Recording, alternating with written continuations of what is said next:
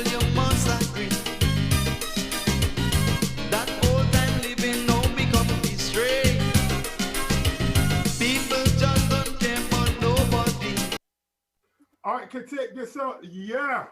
Good Friday evening to you. What time is it? Let me see. It's 2 minutes onto that hour. 2 minutes onto the hour of 9 o'clock.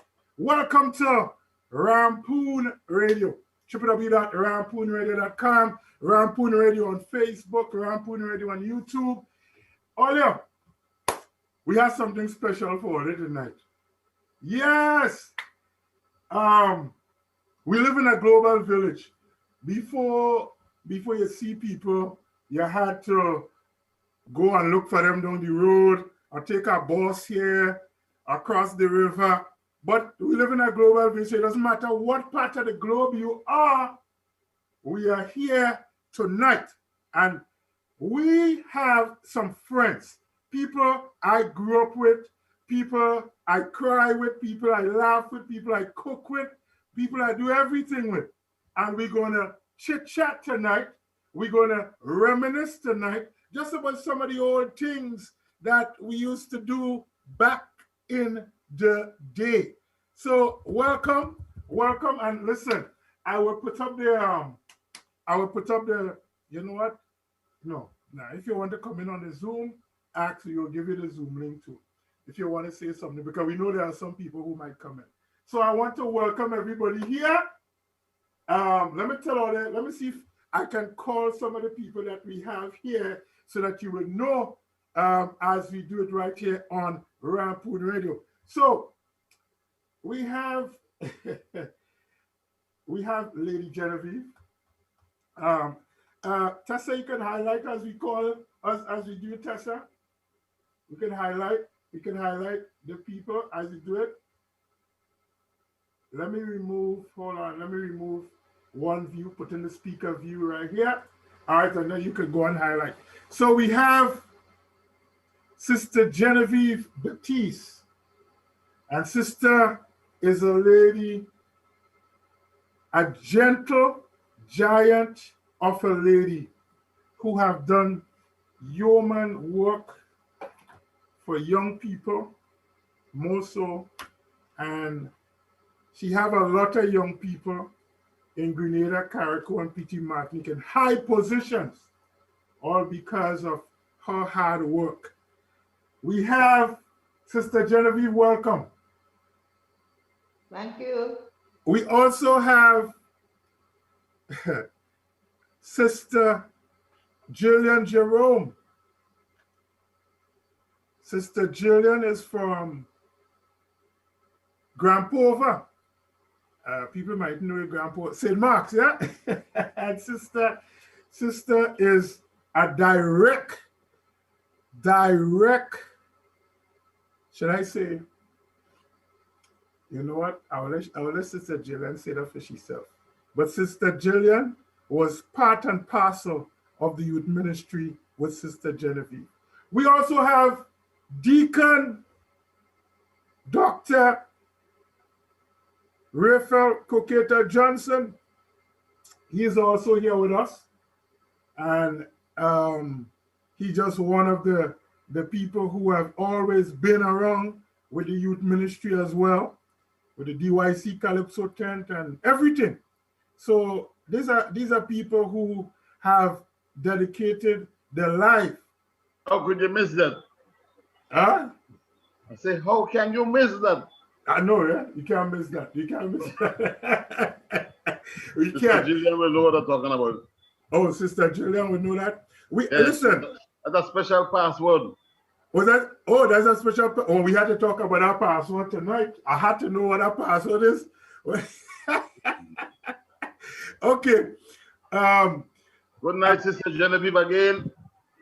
I realize that Sister Genevieve hasn't recognized me, so she's still trying to figure out who is that person. Johnson. Yes, sister. Right, I recognize it. I recognize the voice.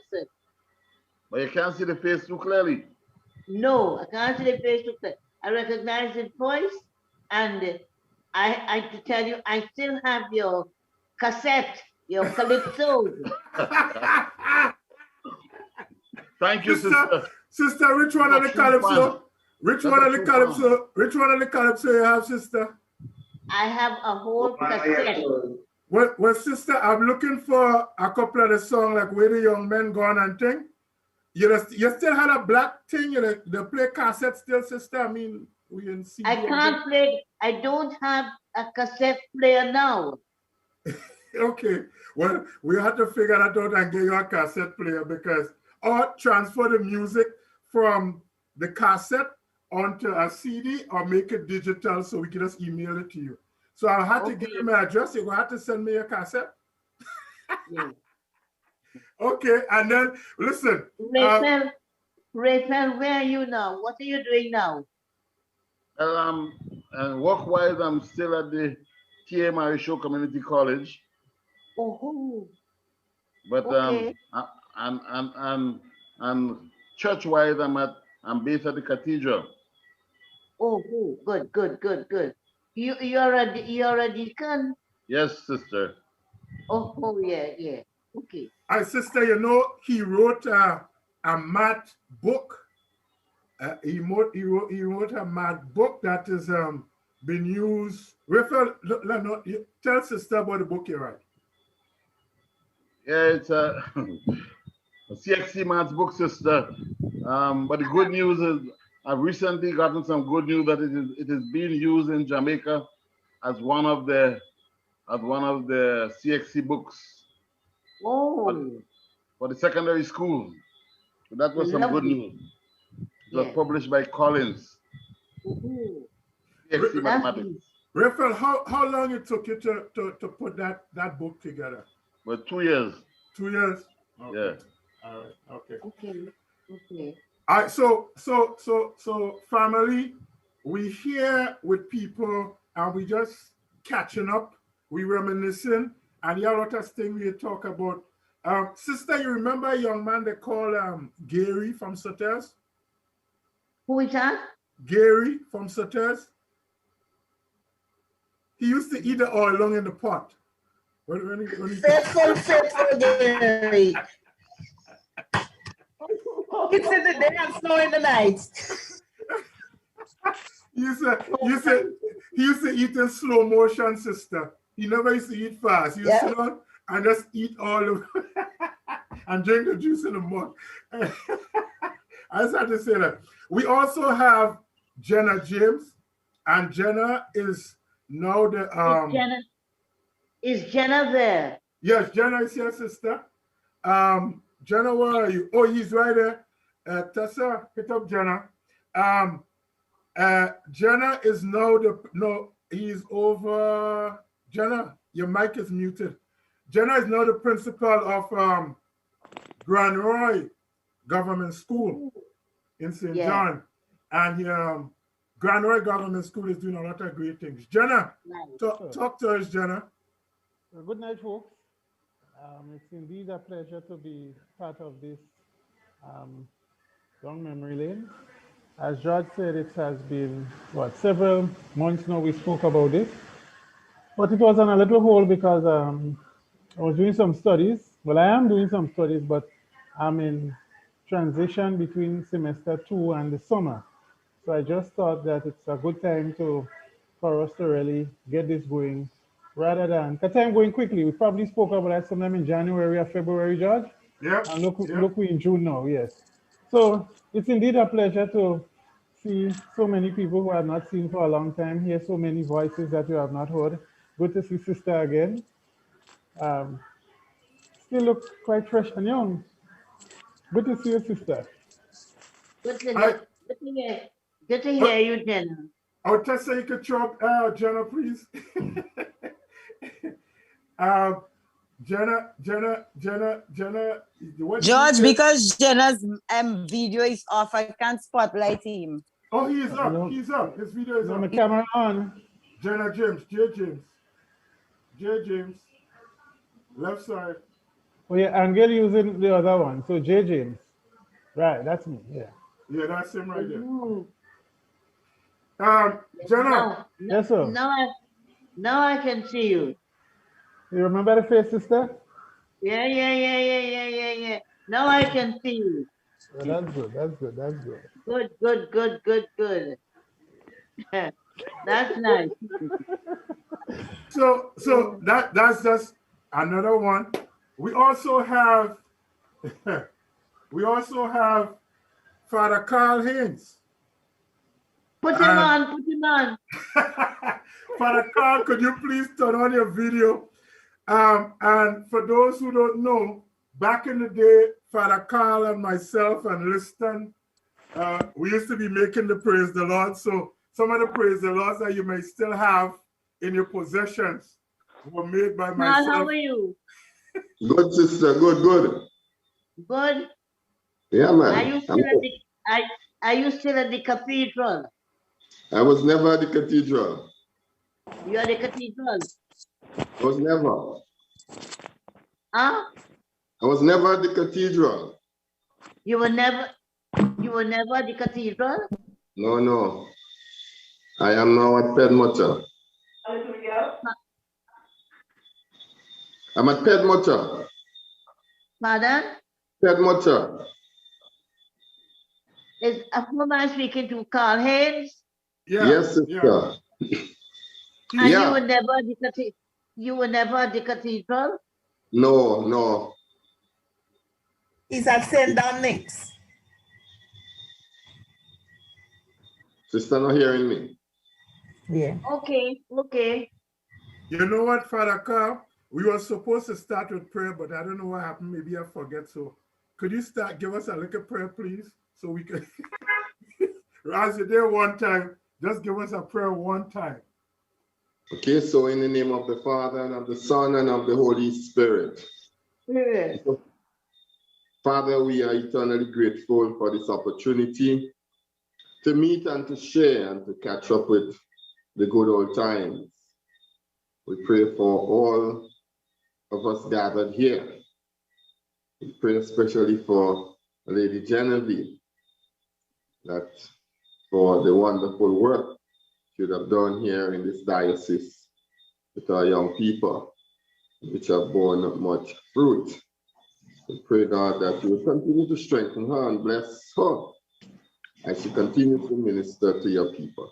And as we partake of this evening's proceedings, we pray, God, that your spirit would reign in our midst, in our deliberations and in our discussions, as we seek to bond and to renew all the days that we would have spent together in youth ministry.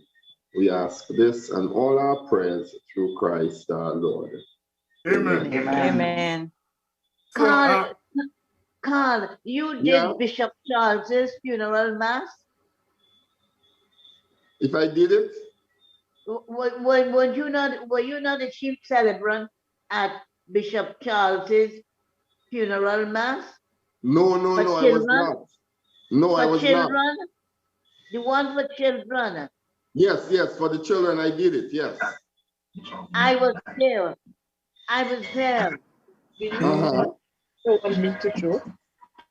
Yes, I did it, sister. Right, I know that. That's why she's connecting him to the cathedral. Oh, so you think, okay, yeah, I did it, but I was not assigned to the cathedral. Yeah. All right.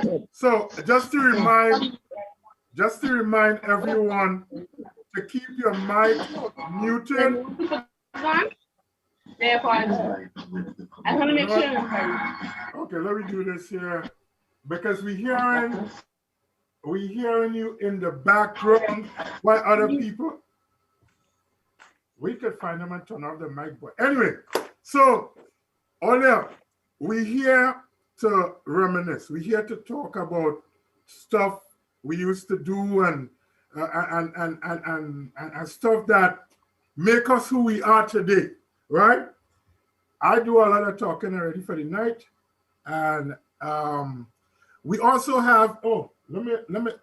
We still continue to introduce people. I can't even see everybody. Oh, we have Dr. Tessa Barry here. Tessa, Tessa, Yes, good night. Good night. where, Good night, where are everyone. you? Good night, Sister Genevieve. I am Good. in Grenada. Where are you from? I'm from Budge Grove. Aha, yes, yes, yes, yes, yes, Yes. right. And you did medicine?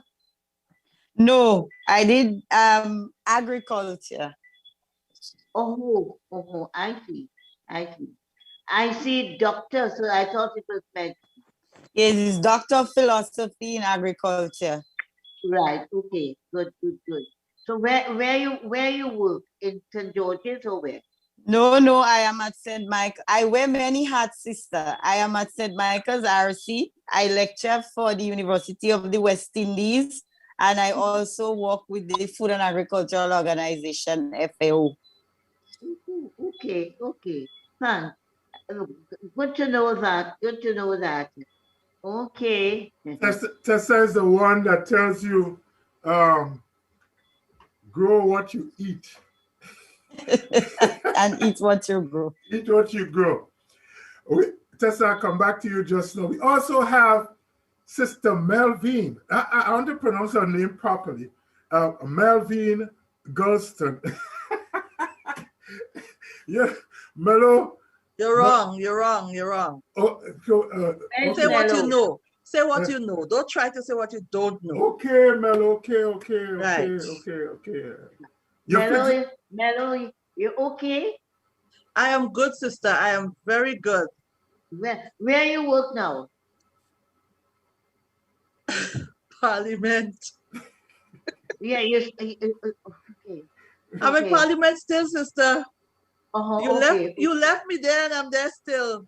Okay, good. That's what I wanted.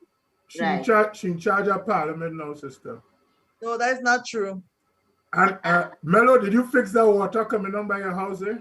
No, George, I'm waiting for the Ministry of Works. I spoke to the gentleman last week. They're supposed to come and look at it. Hopefully to start work. Mello, Hopefully, we can't afford for water come in your house, Mello. Well, George, you might just have to come and rescue me. I might end up in the river.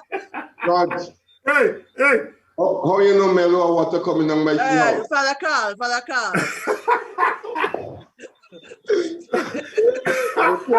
Don't go there. Don't go there. Mello have when it rains, you have a water that's come to my Mello house. He wants to know how you know that, George. If Mello had to go to work for 8 o'clock and it started to rain 6 o'clock, she had to leave early because she can't leave home when the water coming down.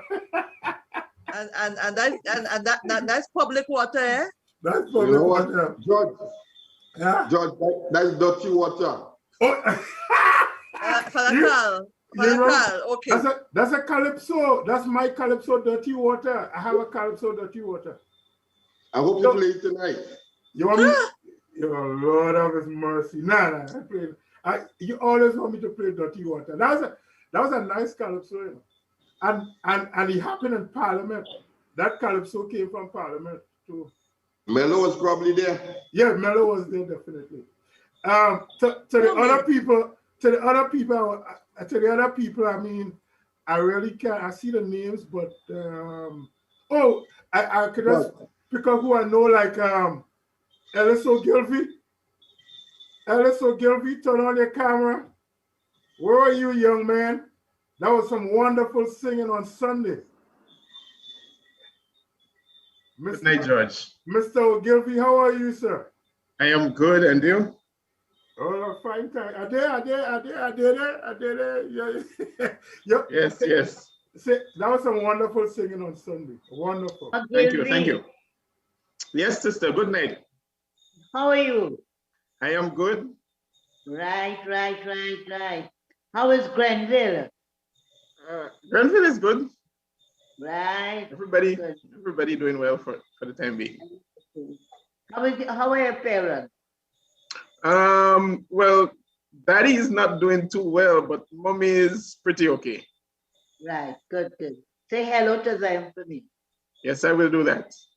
Right. Yeah, nice chatting with you again. Yes, nice to see you and hear you too. This technology. Imagine. And George, good night. Long time. Yeah, long time. I know, right? Long time. Long time. Yes. Long time. Now, They there have are people. they have roped me into this technology. Well, sister, I'm doing retreat on on Zoom. What? Yeah. And sister, and I didn't organize it. Another sister organized it. So I have a few directees. Okay. Actually, I use another platform, not Zoom. I use Google Meet. Okay, Google Meet. Sister, you're in it. What, sister? Google. Sister up to the times. Sister up to the time. I see. Is that Pauline from Grand Roy? Pauline. Pauline from Grand Roy. Merlin. Pearlin from Grand Roy. Merlin from Grand Roy. Yes. Yeah. Is there? Where Pearlin? Pearlin, where are you? No, yeah. Pearlin, turn on your camera. Only turn on all the camera and I can't see. I only see your name. I can't remember your name. And everybody. Good night, sister. Good night. I'm engaged at the moment doing something in the kitchen. That's why I did not turn on the camera. Sorry about that. I reached from late. Listen, this Carla, you have to cut up this Friday night. You have to stop that thing. I can't see you. Yeah. Oh, Lord. I'm only seeing Alice. Okay, you will see me in a while, sister, as I finish do what I'm doing. Okay. We'll come back. We'll come back to you. Don't worry. Yes. We have I see Alicia Lett from St. David. Remember Alicia Lett, the Lett from St. David, sister? Alicia Lett. What? Alicia? Anyway, Olia. So let's get the ball rolling, right? Let's get the ball rolling about some of the. Hey. Yeah, Mr. Daniel there. You probably didn't the first name. Who? Oh, Santa? How could you leave Renault out? Oh, God. Oh, no. And Hilda just. No, the name. Yeah. Wait, hold on. Let me see if I see the name. Is the Daniel is the last name? I'm looking for the first name. No. Yeah. Renault Daniel is here. Renault, unmute your mic, Renault. Sister, the king of the shack. George, excuse me, what's his name there as Renault? Is Shauna Daniel. In case you don't know, Renault is the king of the shack. Renault is sing. Renault, where you doing? Where you gonna play a shack? Yeah, I'm right here, George. I'm right here. What you doing, Papa? I'm good. How is the family? Everybody good, sister. Everybody's doing fine. Right. How many kids have you? 3 still, and 3. I started 3 and end with 3.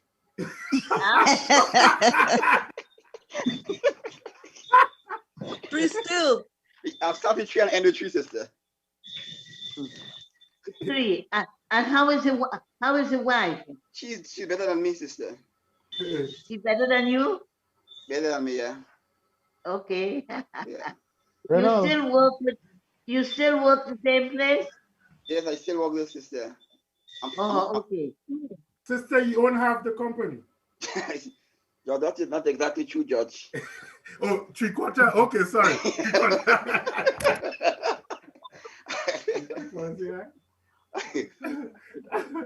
Oh, good to see you all folks. Good to see you all folks, man. George, I trying to get on the Brian boy, and I get him at all, boy. I saw Charlie about 12 years ago. That was the last time I saw him. I can't remember another time seeing him again. I'm trying to get him to join us, but yeah. I was even trying to get Matt and Daniel.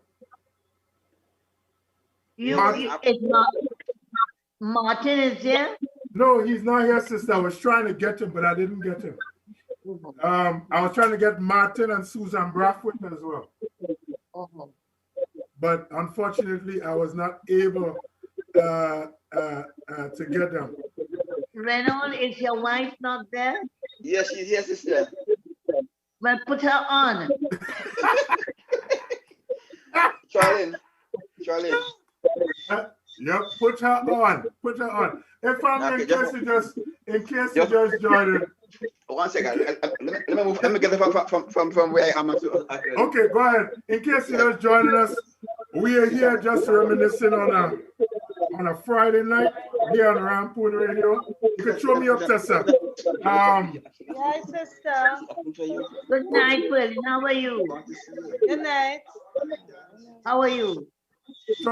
Hi. Charlie, you up? Oh, we not seeing that. We're not seeing that yet. Good night.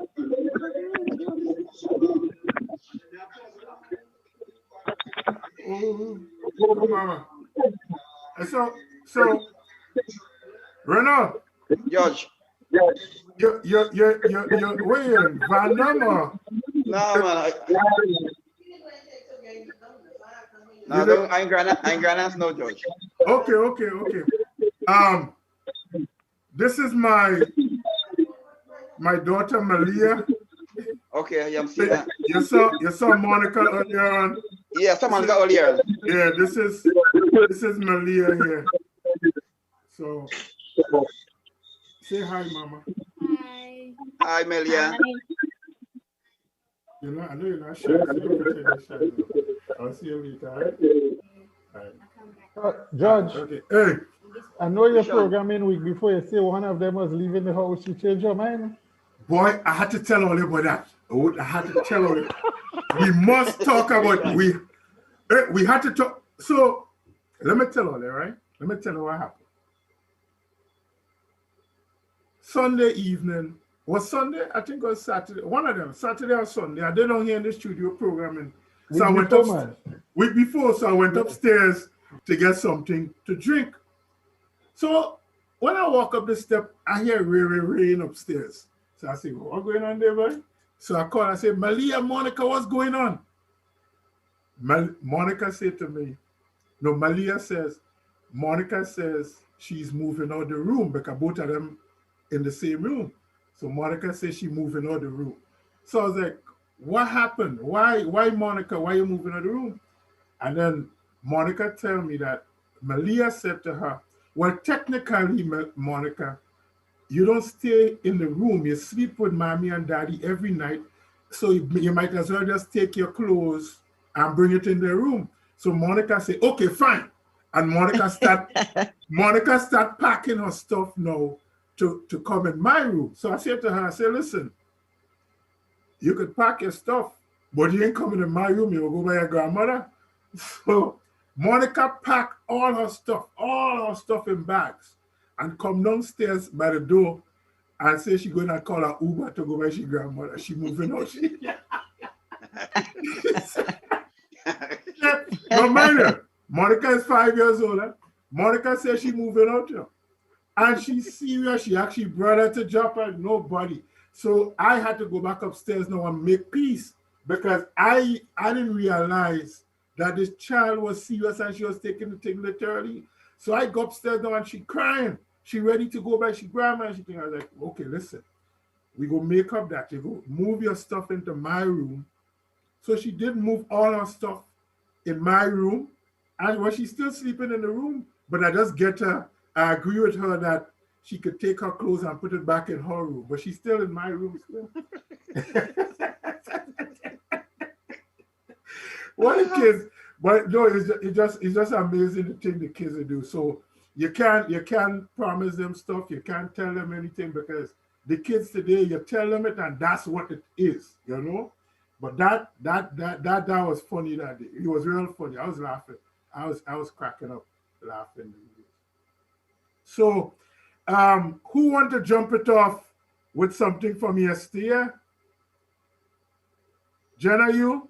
I wanted to ask you, what is your most memorable experience in the years of the the DYC. What you think? What you remember the most?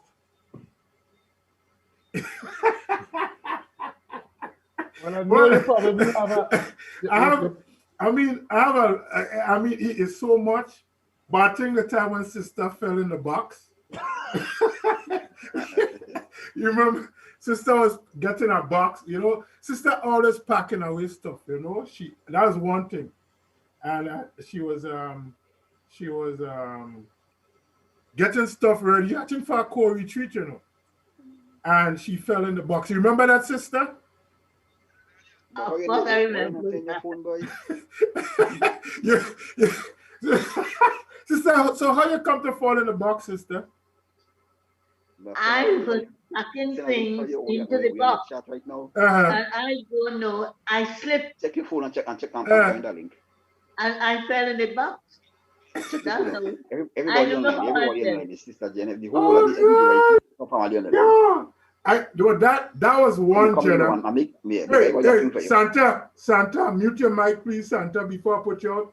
I'll put you out the door, you know, Santa. Hey, yeah, Jenna. I want to ask Sister for a recipe that she had a delicacy she used to make. Sister, that salad, that dressing. no, Sister, remember what it was? What the ingredients you used? What is it? You used to use that dressing on the salad. You remember what it was? What the ingredients? My own composition. So that's something like Angostura secret, eh? Your secret, sister? I don't give away my secret. Oh. I think the only secret that Sister Genevieve probably would give away is how to share food. Oh my God. Sister she will share 1 pound of rice to 100 people. I got that dung pack. Sorry to butt in, but when it comes to sharing food, I got that dung pack from sister. Wait. Is that Hilda Stephen? Yes, I told you earlier on, Hilda came on, but you didn't bother with me. Somebody put up Hilda for us, please, now. All right here, John. All right here. Look, sister, look at Hilda Stephen. Don't worry about that, sister. See me more often than all you. When I spoke to Hilda today. I spoke to Hilda today. Well, I thought it was breaking news. I ain't breaking no news. Yeah, exactly. Hilda, how you doing, Dudu? I'm fine, my darling. And you? I'm good. So, Hilda, could you tell us a story about sister calling Brian? Brian was hiding under the bed. You remember? No, I can't remember that one. Eh? You can't remember that one? I kind of reaching the senior moments here now, so a lot of things I remember it, and I claim it early. But I do remember on a core retreat, we had baked pie, and normally it's 5 tins of pie to get 100 pieces. But sister only had 4 pans, and she sent someone to the kitchen. Was Mr. McIntosh, may he rest in peace, to look for Hilda Stephen, because tell Hilda that I say I would like the same amount of pieces from the 4 pies. And it was a big joke because they said sister trained me so well that she know she could send and tell me to cut the 4 pies to get the 100 pieces. Did you get the 100 pieces? Of course, I got 100 and change. I got 100 and more, John. Everybody got and they was over. Wow. The bread and the fish. Yes, I mean, come on. And funny enough, that training from sister has done me well when it comes to sharing. I am able to share 1 pound of rice for 500 persons. So, Hilda, what's your fondest memory of your sister? The thing that you remember maybe the most. Well, sister tell me she want me to go and be a nun. And I tell her, Sorry, sister, not this one. Eh. Sister, you remember that? No.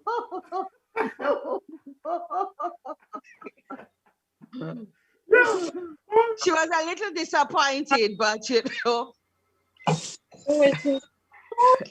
Oh God.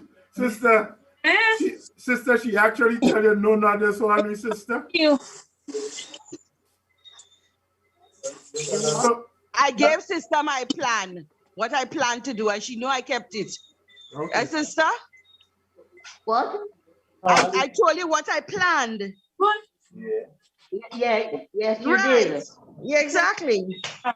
The kitchen. Well, that was good. That was good, Hilda. Yeah, from your experiences, you see, you're putting it into work, into use, all now.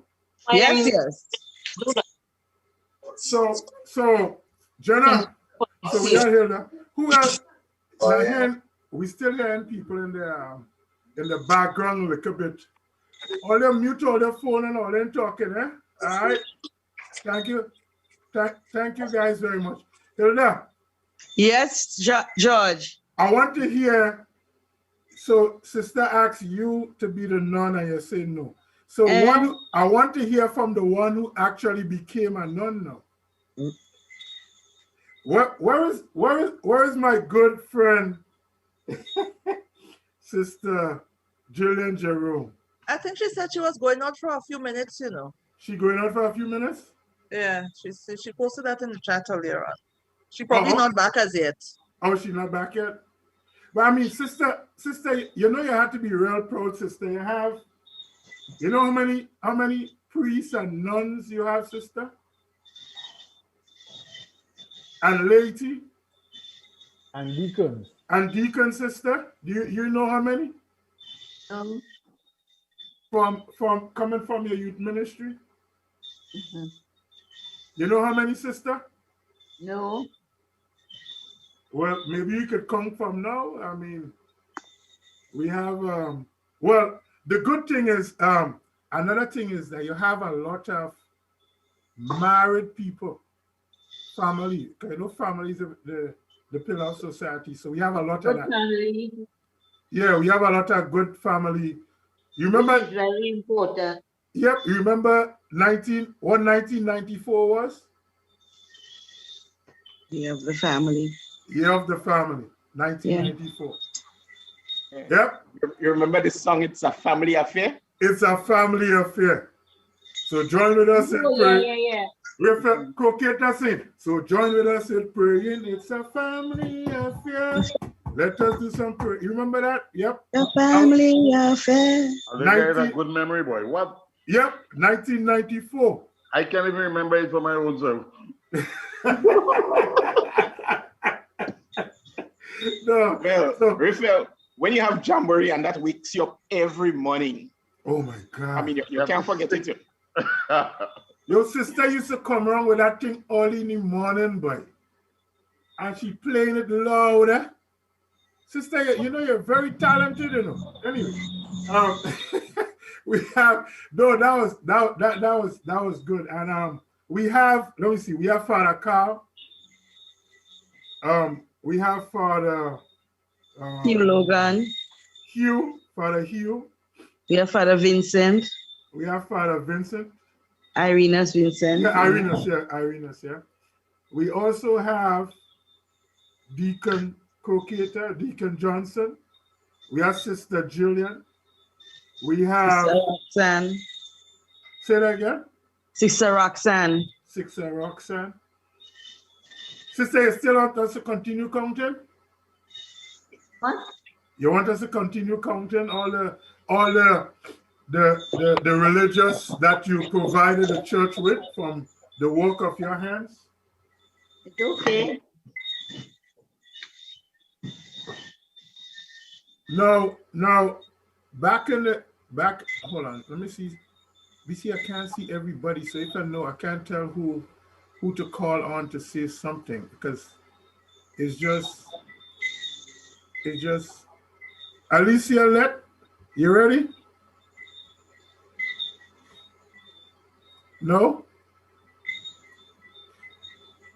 No? George, Okay. I think she said that she would have put on her mic or so later on. Oh, later She on. was unable to, yes. All right. So, hey, so Ole, good night, good night. Hold on. Glenroy Shortwave, Valerie St. Bernard, Harriet Pet, Jeremiah. Hey, Glenn. Sister Genevieve, Glenn Alexander said good night. He said to tell you good night. Okay. Right? And Wom said that you are up with the technology. So, you remember Ann Wom, sister? Of course I do. Yes. So How she could said, I forget Andrew? she says sister is still alert. She says sister is still alert.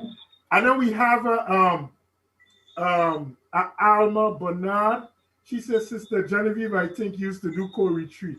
Yes, Alma, sister used to do the co-retreat. So is yeah, that's the people putting in comments off of the social media platforms. All right.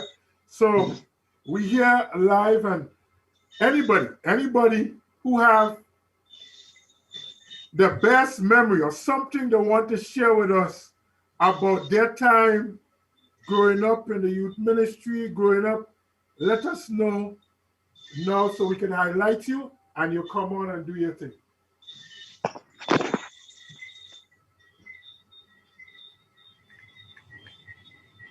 Oh, you know what? I see a Roseanne, and if the Roseanne that I know is Miss Roseanne Redhead. Is Roseanne Redhead there? Yes, I see a Roseanne, and that would only be Roseanne Redhead. So, Mrs. Redhead, could you turn on your camera, unmute your mic, and say good night to Lady Genevieve? Where's Roseanne? Hello? Okay, here she comes. See, Tessa, she just unmuted, so. Good night, sister. Good night, everyone. Good night, Good night. Roseanne. How are you? I'm fine. I'm fine. And it's good to see you. And I'm just dying with laughter with the little jokes being shared. Oh. How many kids have you? I'm saying, well, I'm a little different to Renault, but I started with 4 and I ended with 4. Okay. Where are you? Are you still in service? Yes, yes, I am. Where are you working? With Caritas. Oh, okay. How are your parents? Boy, it's a challenging time, but they're in good spirit. You know, it's a challenging time health-wise. Yeah, yeah. Advanced age. Yeah. Rosanna, I saw you on a program on Catholic. Oh, Jonathan, what's the name of the Catholic TV now? In your moments going around. Oh, I know, right? I'm trying to remember the name of Good news. Good News Catholic Communications. And I was looking at, you were so articulate, and I was like, yes. That's my people right there. That's my people. I was proud. I was really proud. So you remember that interview you had, I think, with Miss Curtin, with Miss Cheryl Curtin? Okay, yes, with the young people. You were the young people, yeah. Yeah, that was a couple months ago. But I saw it, and when it was actually live, and it was good. It was good. Very informative and everything. So keep doing the work you're doing, yeah? And tell your husband I say hello. Make sure you tell your husband I say hello, you know. Well, he told me, notice I'm not saying anything, he's not hearing me, but make sure I tell George good night for him. Oh, tell him you most welcome. So just among all the great, very, very grateful people, you know, for your sacrifices and your model of service. Thank you so much. You hear that, sister?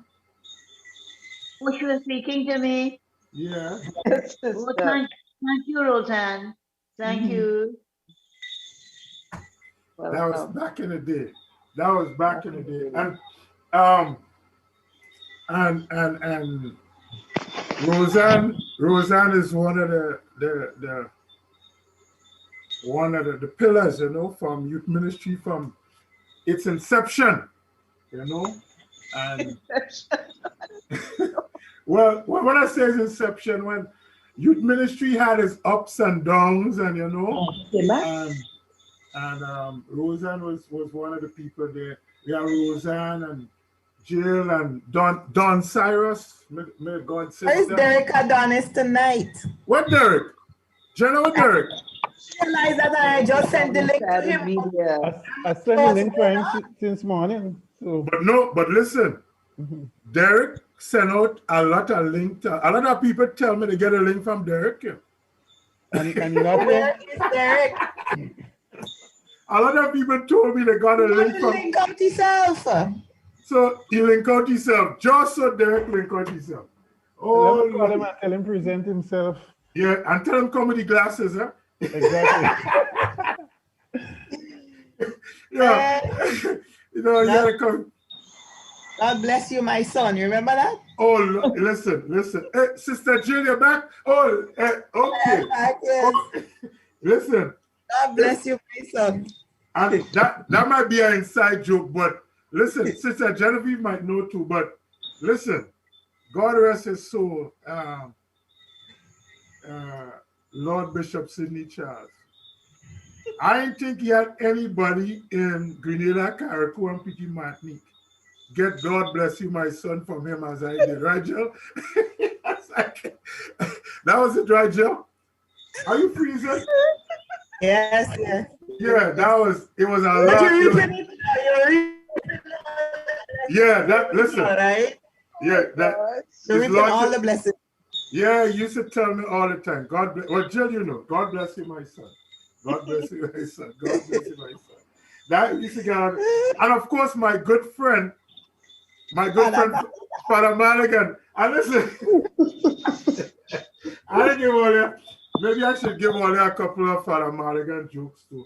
Because, listen, Father Maligan and I was very good friends. You know? Carl, you know that.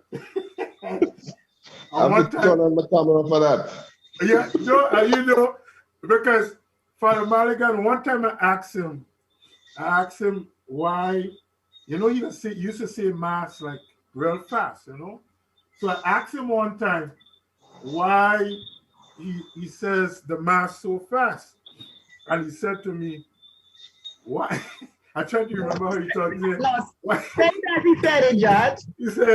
He said, why? Hold on. Let me see.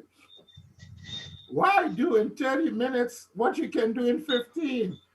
So, what you can do in 15 minutes, what you can do in 10. What? So why take 30 minutes or why you could take 30 minutes to do something that you could do in 15, or why take 15 minutes to do something that you can do in 10?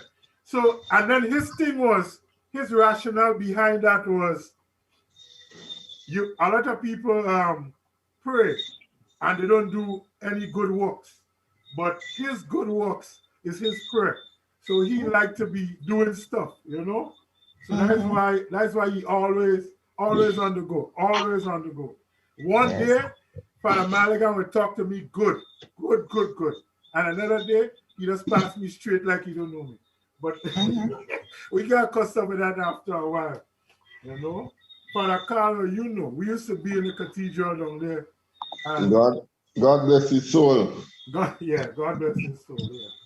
He was a very hard worker. Very. You know, George, as you're talking about Maligan, remember one day coming home from the seminary, and I was home on holidays, right? And I got a phone call, I think it was from Mrs. Teague, saying that Father Maligan wants to see me. What? I was like, me? Father Maligan wants to see me? I said, yes. He came in the secretariat and he asking for you. So I went down in town, want to know what Marley wanted to see me for. Marley said, you know, the other day, you passed by and you said hello to me, and I didn't answer. you know, and I thought of it. So I said, well, let me talk to you. He said, you know, sometimes you say things to me and my mind is far and I may appear as if I don't care, you know, but I want you to know that I care.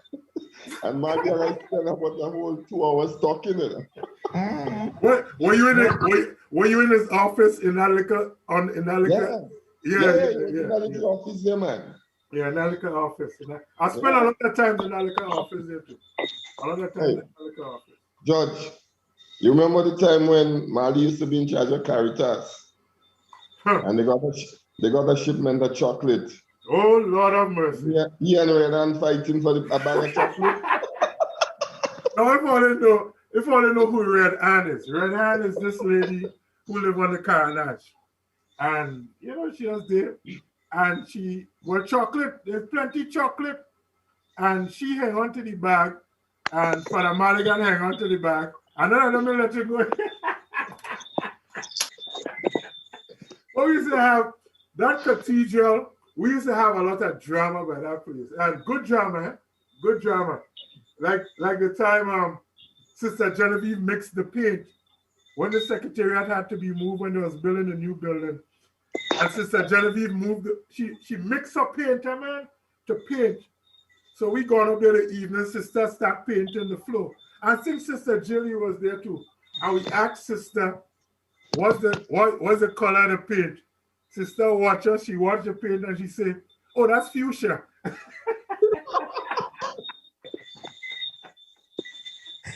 You remember the fuchsia paint?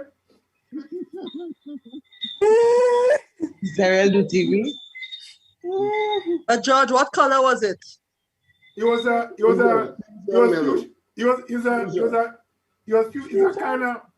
kind of pinkish orange. Fuchsia. What color it was? Fuchsia. Yeah, that was the color. But I'm waiting for Derek to come because Sister, so you remember Sister Derek and them used to be mass producing?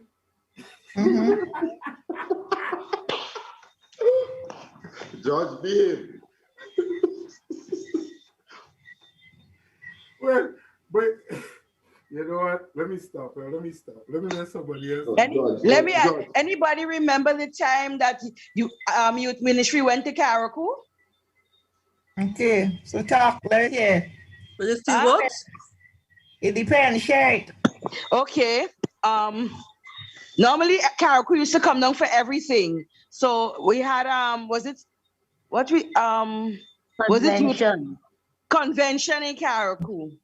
So everybody gone up to Karaku. And sister say, well, sister taking the plane down, but sister make sure the boat leave as scheduled 3 o'clock. And sister come down. And God would have it, the boat break down out at sea. Hilda, you have to say which boat it was because people might think it was something like Osprey. So tell them what boat it was. Was it Eastward? I was on the boat, Hilda. No, sister, no, you came down. So you were waiting down here for us. No, wait. Probably it's a different time. I was on the boat that stalled in Kickham, Guinea. But I remember one time you left us and you came down. You make sure the boat left for 3 o'clock as scheduled, and you down on the carnage waiting, and no way we could call and say, well, the boat break down. We got in here after 12 the night. And I remember you saying that's why you wanted the boat to leave early because you have children to go out to Sotes and parents waiting. I remember the time when I was on the boat. Brother Robert was there too. And the boat broke down in Kickham, Guinea. And one of the guys started singing, Nearer My God to Thee. That's one. That must have made the thing far more fearful, sister. Oh, Lord. What were you singing, sister? Just free. What were you singing? I was saying all the prayers I knew. I know. I wasn't there. Thank God I wasn't I there. was on that one, sister. And what book was that? Adelaide or one of them? That had to be Adelaide, you know. It was The boat belonged. He said, The boat belonged to a girl who was in youth ministry. I don't remember her name. It was her father's. Oh, okay. I think it was Alexia. It could be Alexia. Maybe Alexia. Maybe Alexia. That red, the red boat. all them Alexia was red, eh? Yeah, it was the red one. Yeah, that had to be on Alexia, yeah. I think Adelaide was a blue. Hey, somebody, please. Hey, hello. Somebody playing the music in the background. Please mute. Oh, Lord. Woo. We have Jamboree Victoria experiences. Jamboree? Huh. Jamboree. Jamboree was good, you know. We learned to tie dye. Only that? We learned to bind books. We learned a lot of different things. Stuffed toys, baking and icing, pastry making. Yep. Hello. Uh-huh. Who is that? Hello? The most handsome man you could ever think about. That Brian James? You Jamboree? Yes, George.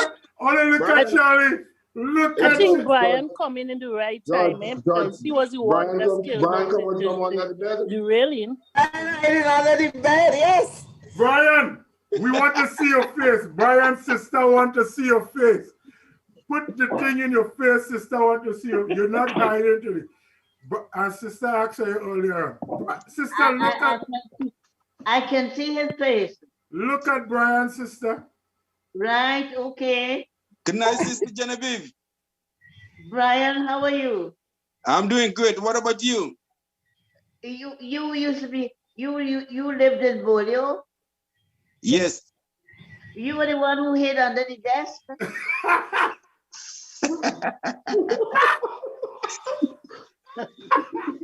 You were the one who came with the photographs to show the girls, and when you heard that I was coming, you hid under the desk? Yes. Were you the one? Yes, sister, that's the same one. Oh, yeah. Right. That's the same one who had on the dress, sister. Brian, you go down in history.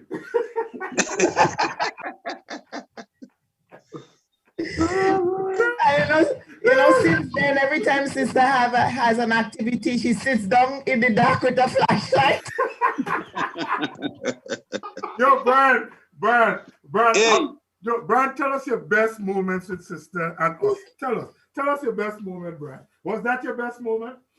Yes, I think that's one of the best. That wasn't even the best. That was a classic. Brian put on a nightie under the bed, yeah.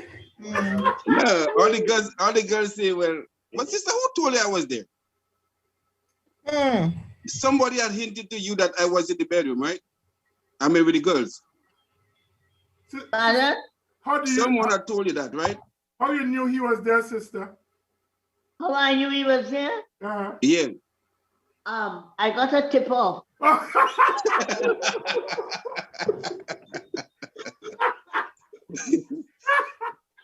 got a tip off. Yeah. I came into the bedroom, and when he heard I was coming, well, he couldn't run out because I was at the door. So when he heard I was coming, the boys had put a desk together and they were sleeping on the desk. So when he heard I was coming, he ducked under the desk. So I waited until he came out.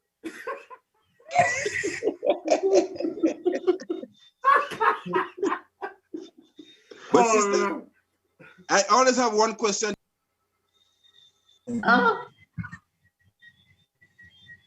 Go, Brian. You had a lot of photographs. Yeah. You went to St. George's that day.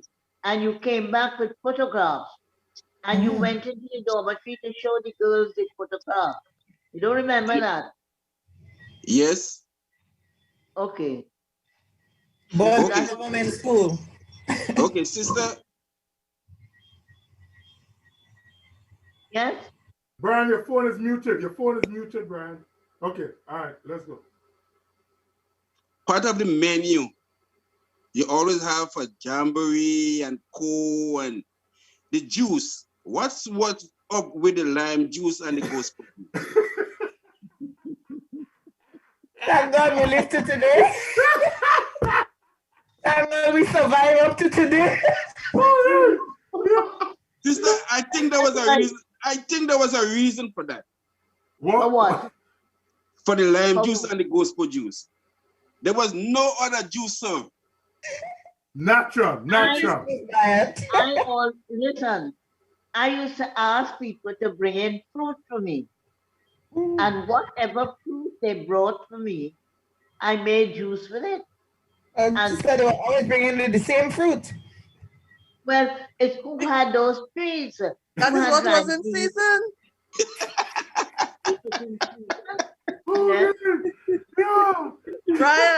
Brian, hey. And I want George to answer that question too. Did the lime juice affect you? What? That's why you're so healthy now. In the positive. No, we drink a lot of lime juice by sister already, you know. Wow, that is why we're so healthy. Boy, lime juice. Exactly, because you know, the lime would have helped to alkalize your body. No. You see, I understand the gospel because the gospel give you appetite because sister don't want any food to waste. So the gospel give you appetite, but the lime juice, boy. I have a big question mark by that lime juice. It was a special thing. I didn't buy fruit. I always asked the young people to bring in fruit. Right. But how they couldn't bring it? Why they didn't bring it? Oranges and Brian, now you understand it wasn't sister, it was the parents that was sending the lime juice. Sending the lime. Sister, you see, somebody tell Brian that if you consume too much lime juice, that could cut your nature. I was coming to that. But I'm glad you bring it up. That's well, right? So, Brian, I guess you had one glass of lime juice too many. But then again, George, you have to wonder what he was doing under the table. I know, right? So then who you calling me name there for? By Santa is something else. Santa in the background. Santa, remember in Co, one of the things sister always used to say is a dangerous thing is gossip. I can't gossip at home. I just speak out loud in at home, and I was trying to speak loud in at home, not to gossip, you know. So, Santa, let me ask you, is that a reading glasses? Yeah. Okay. Yeah. That's some money checking glasses. No, because I have a reading glasses too, you know, because I can't see them. Judge, when you just at the age, Judge, when you just at the age, you know, you have to try and protect yourself. You know, you're 16 or 14 years again, and so at that age now, you have to get them to survive, live a little longer, you know, Judge. You know what's my next tea right now? Yeah. You know what's my next tea? Yeah. My next tea is 15. Oh. George, listen now. George. Look, you see my glasses? Yeah, George. Who remember we had a jamboree? George. Huh? George. We had a jamboree in Happy Hill. And we had no water. And So we should go down to the beach and bathe. And sister gonna catch some water and put in the kitchen to cook. And this girl, I can't remember her name, she was from St. David's, went and take sister water to bathe. And sister take a wash pan, and sister sister beat the girl with a wash pan on the jamber. That look like Talisha. Talisha guilty about that. Sister beat her with a I was on Guilty? that yeah, the jamber. Wasn't me. Wasn't me. Talisha, who was it? Who was it, Talisha? I can't remember if it was her name now. at Degan's, if it was the Degan's one from Happy Hill. Yeah, because we went up on the beach. We went on the beach, and I recall that girl walked with her bathing soap, not realizing Wait. soap doesn't make lather in seawater. You walk with a bathing soap on the beach? Where's she from?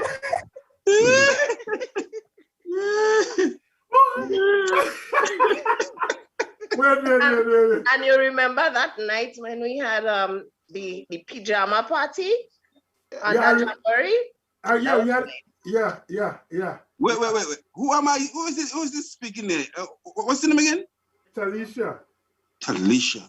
She from St. David's. From UK and St. David's, kind of central St. David's. There. Do you know me, Talisha? She just left. No, Brian, she don't know it. Brian, you run Talisha of the thing, man.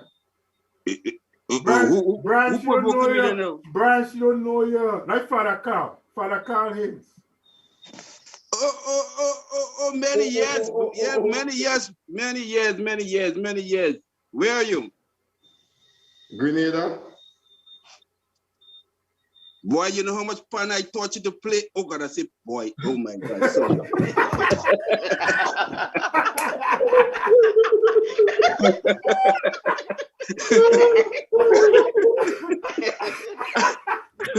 My humble apologies. But Father Paul, you remember how many fun I taught you to play in New Dimension? No, I can't remember that. You can't remember that? Just kidding. It's so nice seeing you, man, because it's been a lot of years I haven't seen you. I know. It's been quite a while. Quite a while for the call. So how you doing? Everything is good? Yeah, man, everything good. Well, we have to give all praise to technology. Of course. Yeah. Mm-hmm. Yes, man, yes. From Rachel. Listen, I mean, people putting up comments and things on the oh gosh, come back here now. Oh Lord, let me change that view. Oh, I had to be. But George, hey, I thought that was the only thing you could have sing. I didn't know anything about technology. But I'm waiting for Derek Adonis to come in because sister used to say we mass producing. and listen, and people understand when we say mass producing, what sister means. Sister ain't easy. Sister Genevieve used to say something, but I'm waiting for Derek to come so we could talk about that mass producing thing. Yeah. Can you remember anyone in your view? What is one of sister's best line? Her best line? Yeah. Oh, you know what? And not just me. I want everybody to think of what is your best line for sister and tell us what it is. Immediately. What was it? What was yours? Immediately.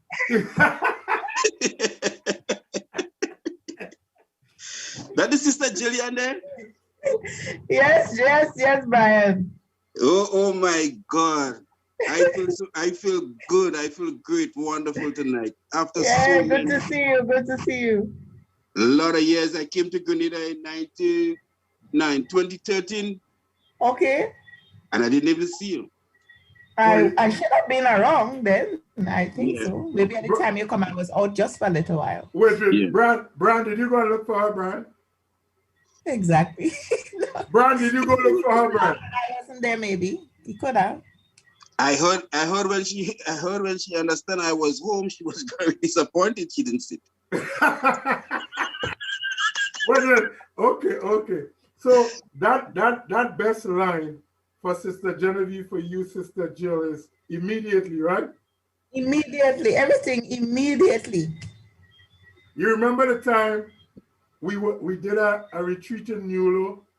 Carl, you remember that? And you No, and not the call, for the call. For the Carl.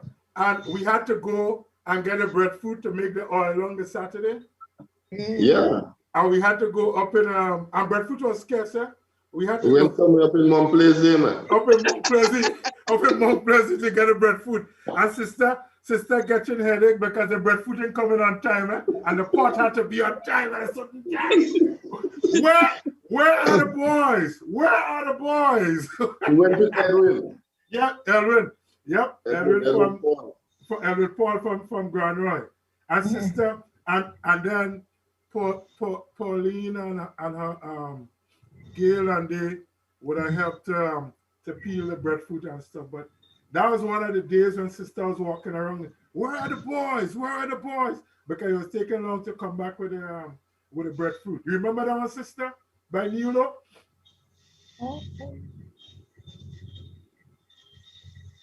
Sister going in her bed.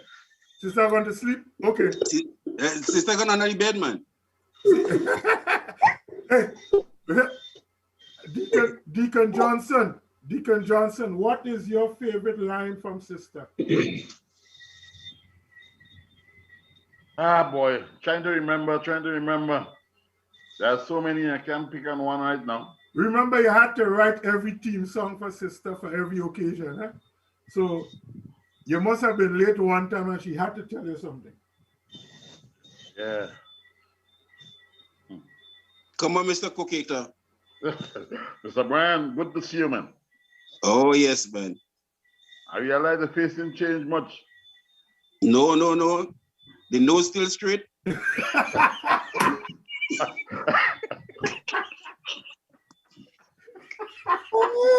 still have that humor, man. George, I think sister got cut off at some. She's not on. She got cut off. Okay, maybe she might try to come back on. Yeah. And the edge is still well shifted. No, Brian. Yes. Brian, I will say something to you, right, Brian? Yeah. When I say to you, I don't want no chorus. Just, if you remember, just laugh, okay? Yeah. You remember hanging out in Birch Grove? What? You remember hanging out in Birch Grove? Yes. Okay, all right. That's it. That's all I will say to you.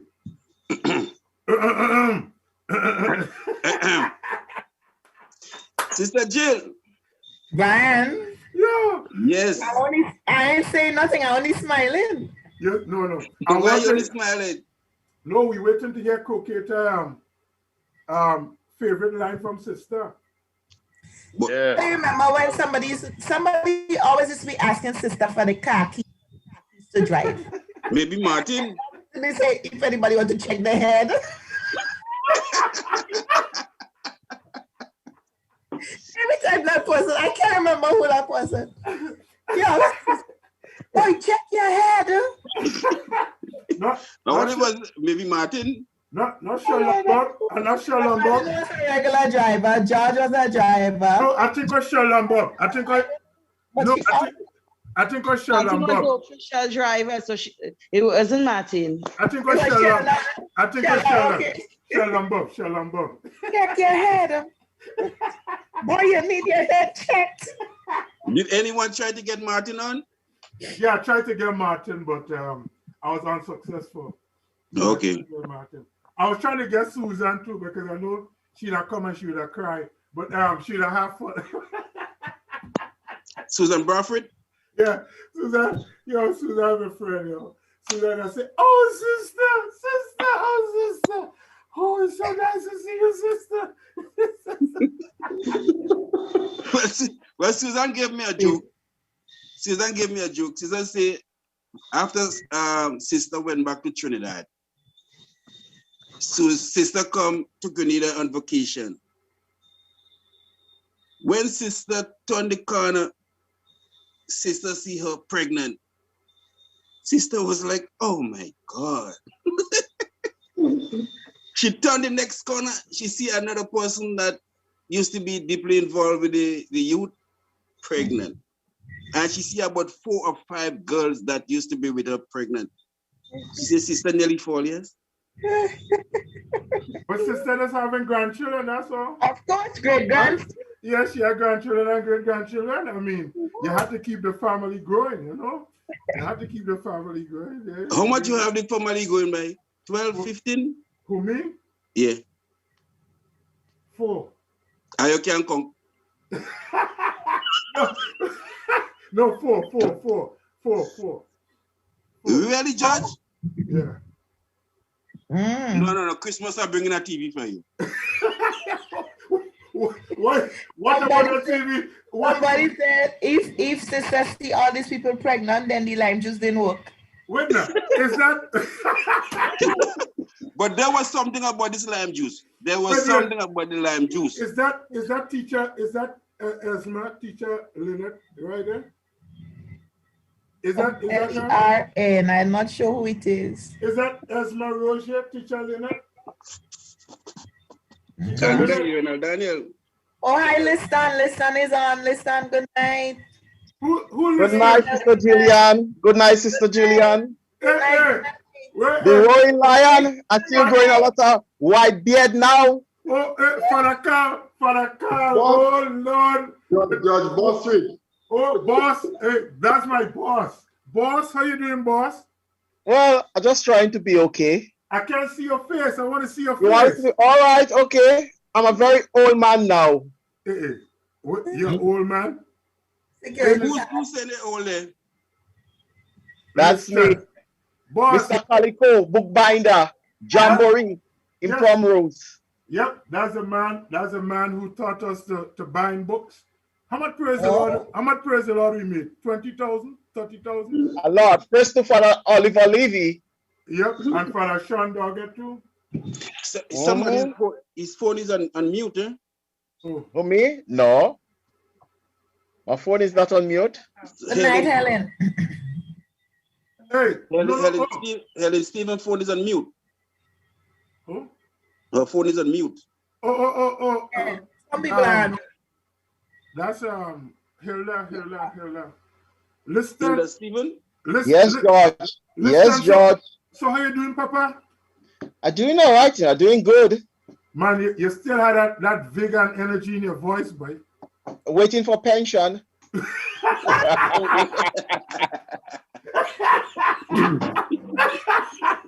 Hey. Yo, I know. Listen, I've done it already. I'm done. I'm calling myself. Hey, Jenna. Yes, sir. Good night. How is tell your wife Santa is here. Tell your wife Santa is here. She just attended to something, so I will tell her when she finished. Tell her Santa and Brian. Mr. Jenna James. Yes, sir. How are you, sir? I'm great. How are you? Wonderful.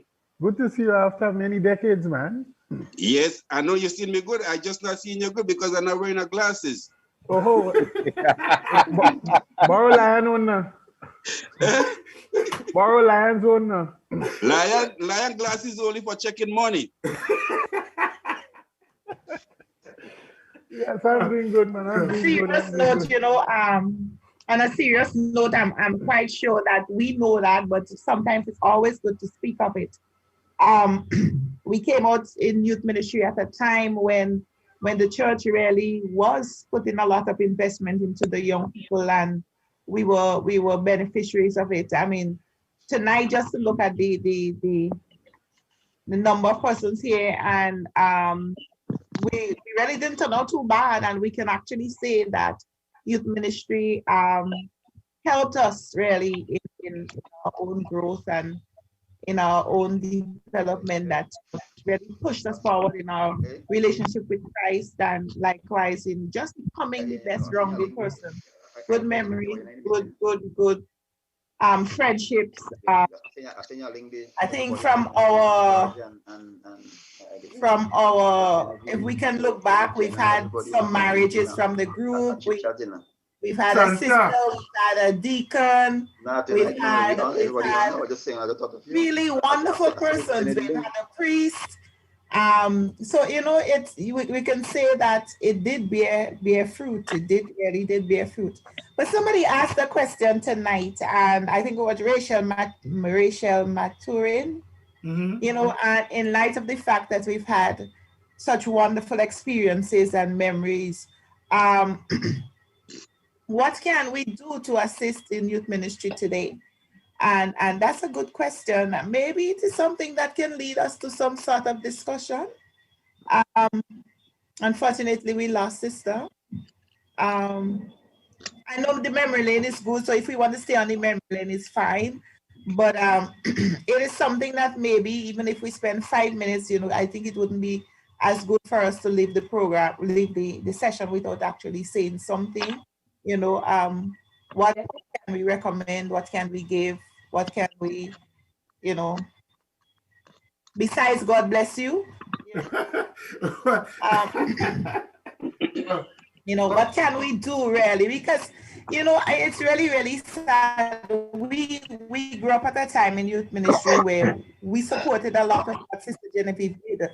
I could always remember every time Sister Genevieve got into Caribbean aggregate, the security would call and say, that lady here again. Yes? At least all of us have memories of where we really knew the value of youth ministry, and we really cherished the church at the time, and we really gave, because youth ministry didn't have as much money, you know, and yet we were able to experience so much. I mean, Genevieve made a lot of personal sacrifices, you know, but I don't know what we can do. I don't know, even if it is for old time's sake, we can do something to assist. But I think really and truly, we really need to help. I know they're dealing with a whole different era, technology, a lot of distractions, a lot of subjects in the school to do, a lot of extra curriculum. I mean, to me, parents pay a lot more attention to extra curriculum than even the faith life of their children. So what can we do? What can we recommend, even if we cannot seriously do something? It's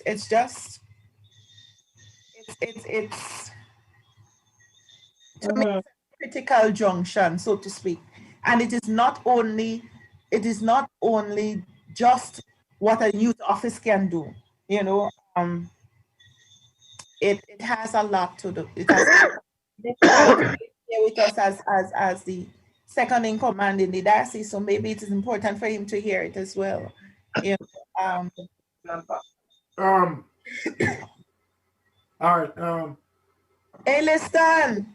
Yes, Mr. Jillian, it's nice. Listen how you bling out, so you have plenty. What you bling bling? Hey boy, hey, they have to tag me, boy. So back in the day, right? Look at let's stand there is a good example. The youth ministry, when it started with, as you said, with Father Oliver Levy, where they were able to make candles, and they were able to make the bird, the horse, they were able to make batik, different stuff.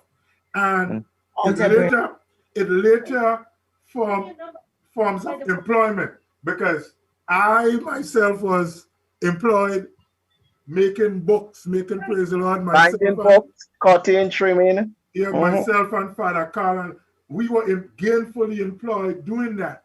So it's as Father Maligan said, works and prayer and praying or not doing any work is different. So maybe we could look at it in a holistic way, where we can get them involved and not pushing church to them or pushing, you know, trying to what do you say, get them into be pious, but show them that in doing this, you can better yourself, you know, because and teach people, and we learn, and I learned from an early age that one, like marriage life, that's a vocation. You don't have to be a priest, you don't have to be a nun. So it's just showing them different things and explaining it.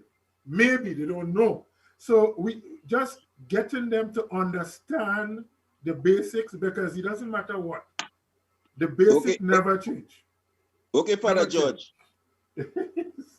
So that could be something, because a lot of young people coming from school, they're unemployed, different things, you know. That could be a start to try to nurture something in that field. I don't know. I just Okay, and in order to get them to understand, I gotta just say something funny. We gotta make some belts. Leather belt. Some leather belt. When they don't understand, beat them. We used to get that in school. We used to get that in boarding that was school. just meant to be a joke anyway. Yeah. Yeah. But Liston, what you think, Liston? Well, what you're saying is good, George.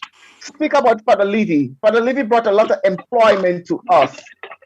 First, he bring the youth quake.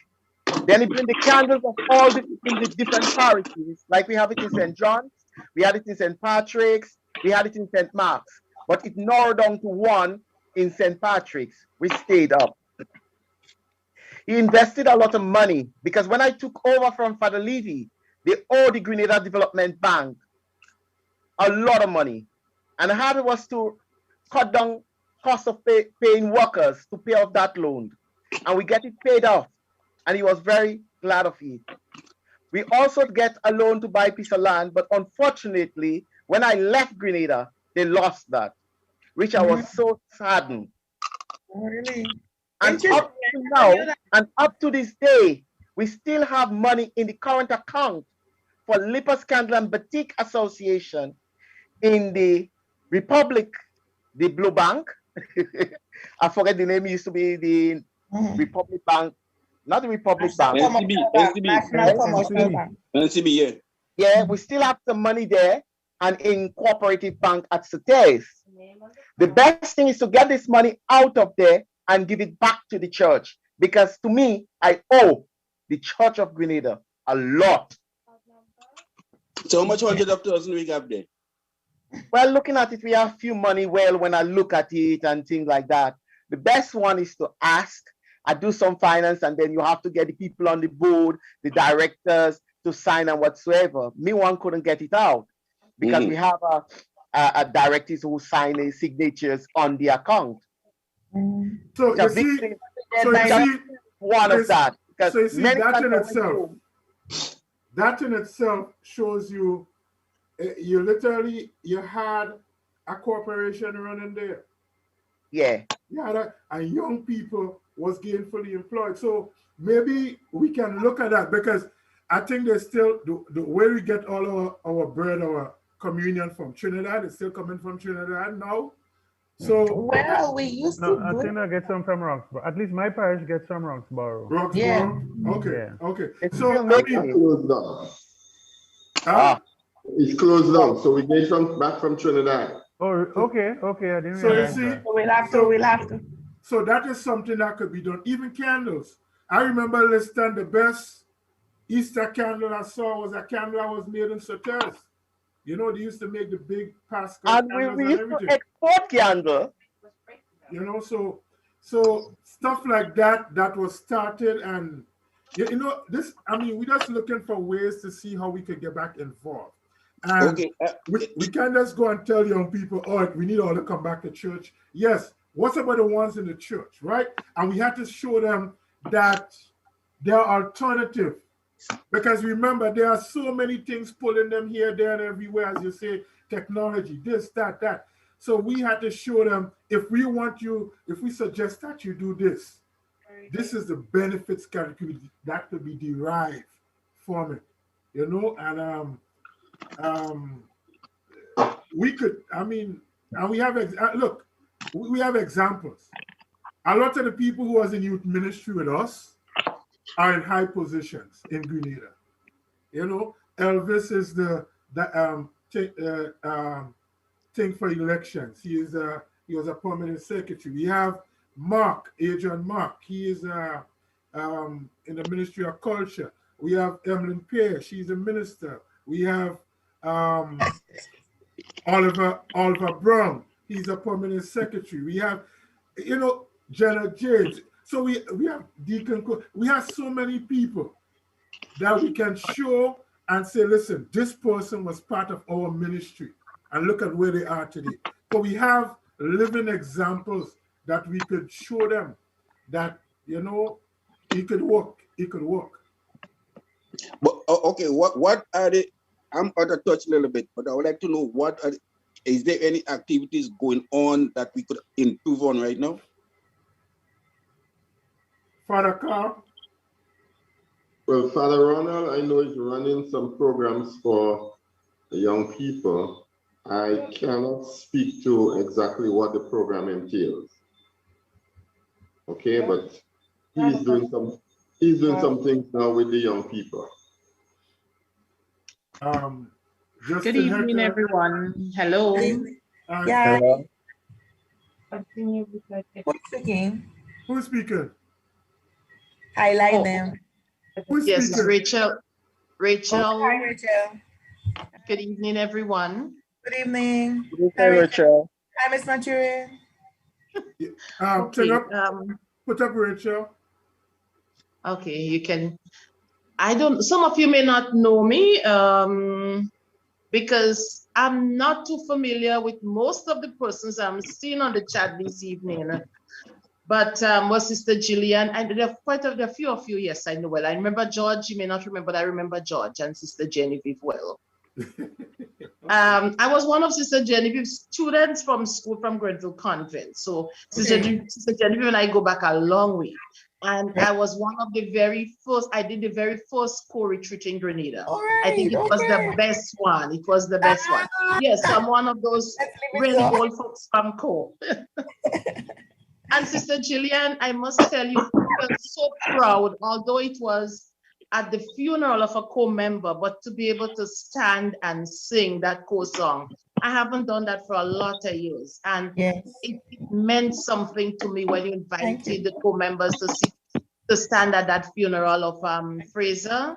Yeah. You know, and yes, just, you know, and it showed, and again, that's what I was saying tonight, you know, the memories, what we have gained from co. And I think, you know, it's not just about sharing the memories and reliving the memories as all youth ministry or co-members, but because it saddens me, the state of the youth ministry in the church today. And last Sunday, as I listened and looked at the choir festival, and I really would like to see the next one be a youth choir festival, because we have to find ways to bring the young people back to church, to keep them in church. And as George was saying, we don't have to tell them make it the pious or the holy thing, but we can create these activities that they will enjoy and they love. Music is something that has brought young people from all walks of life together.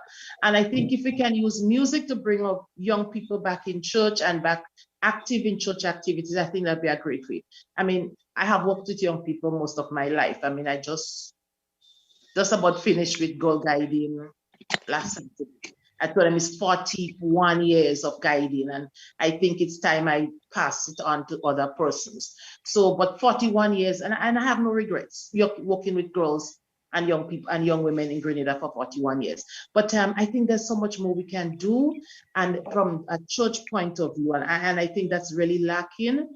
So, I said the youth choir, because we saw most of the choirs were elderly people. Yes, we have to keep them. Yes, we have to keep them involved. But where are the young persons in some of our church? We have some youth church choirs, but most of them are not there.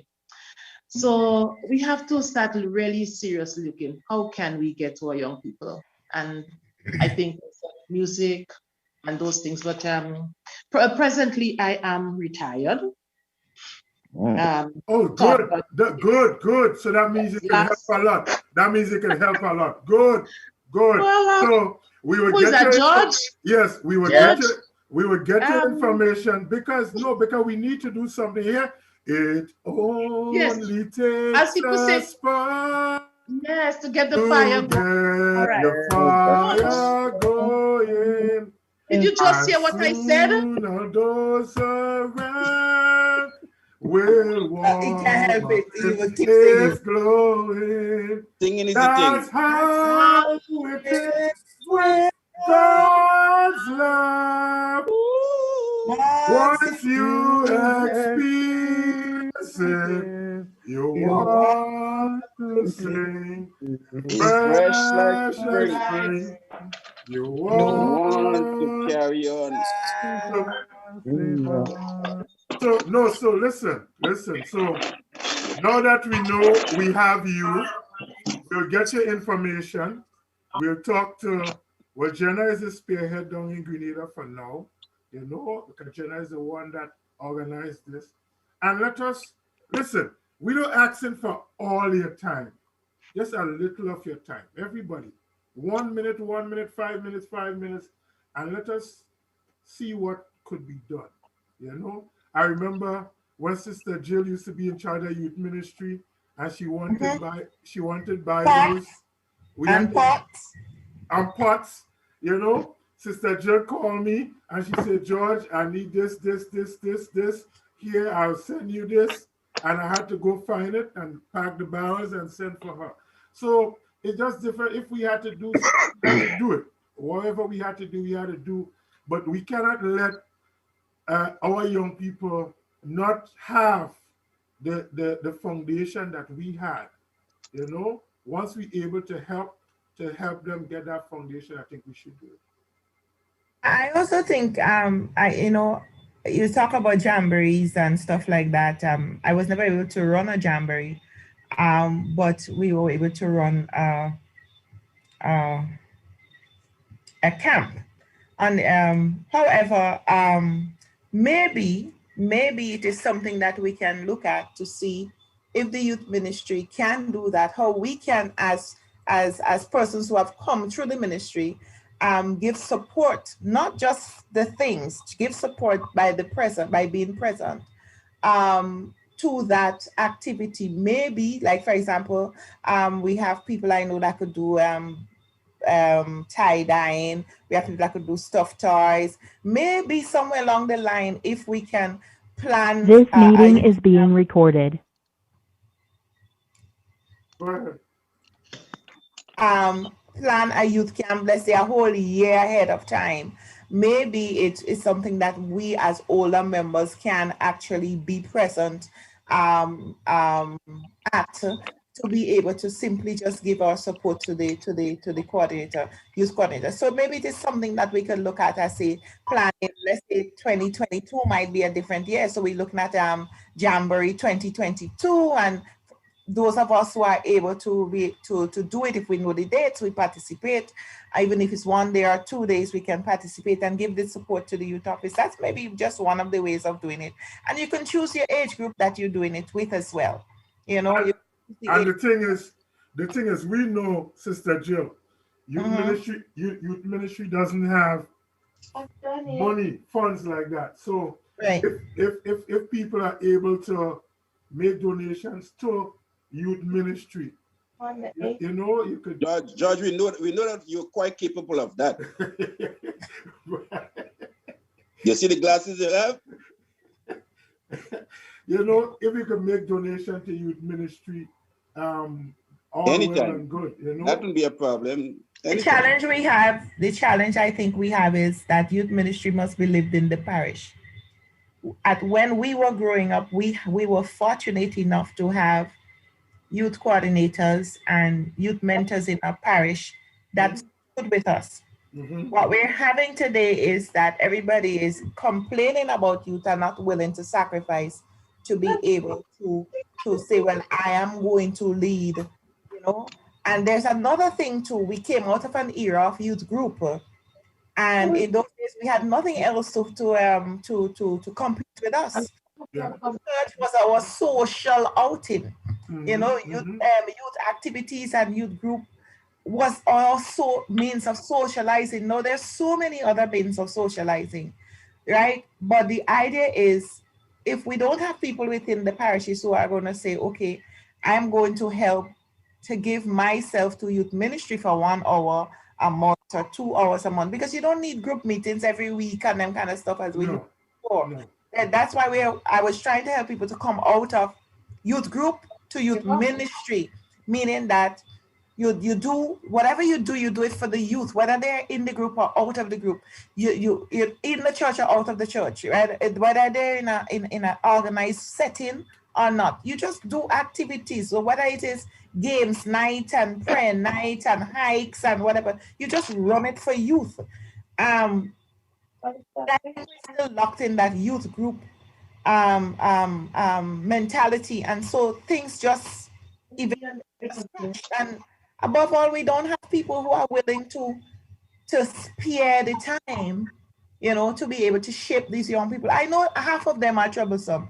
You know, I was surprised today. We had a group at Mount St. Albans from a school, and yes, I was the sister around, and the children are in the yard, and they want in nowhere afraid to let go the words, you know.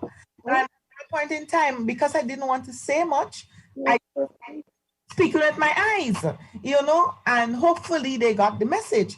But I think, you know, they are at a critical point and they don't know they're at a critical point. But you know, many of us just give up and say, oh, we don't have time with young people, and we just give up, you know.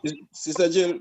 They're hungry. We run youth camps here almost every year at Mount St. Albans. Since we got here as a group of sisters, we might have 30 and 40.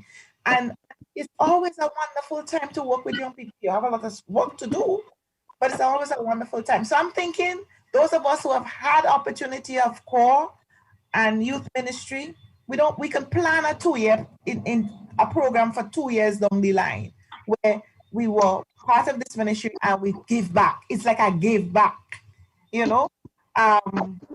This is one way in which we can help Father Ronald. I really endorse what you're saying. I think, you know, it's really important, and I'm prepared.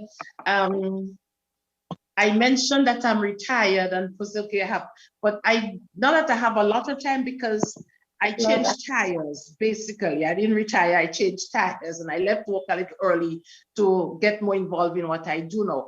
I'm into the garden, almost 24 hours a day. But, which is a good idea.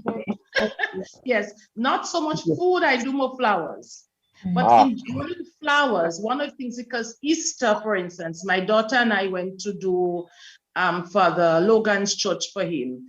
And I remember before I told him, get about 3-4 young persons. So when we come up, we can help them, we can teach them to do it themselves. And we got there, and it was only a few elder persons who came to prepare for, I think they had confirmation or something. They were the only persons in the church, and I asked, where are those young persons? So it's something I don't mind, I'm prepared to do, because as you go through around some of the churches, and we can do a little more in making them look beautiful with flowers, fresh flowers. And I don't mind giving some of my time to that if we can identify young persons in different parishes who can then start looking after. That's why I started with my love for flowers. I started in Birch Grove, putting flowers in the church on Saturdays as a young person in school.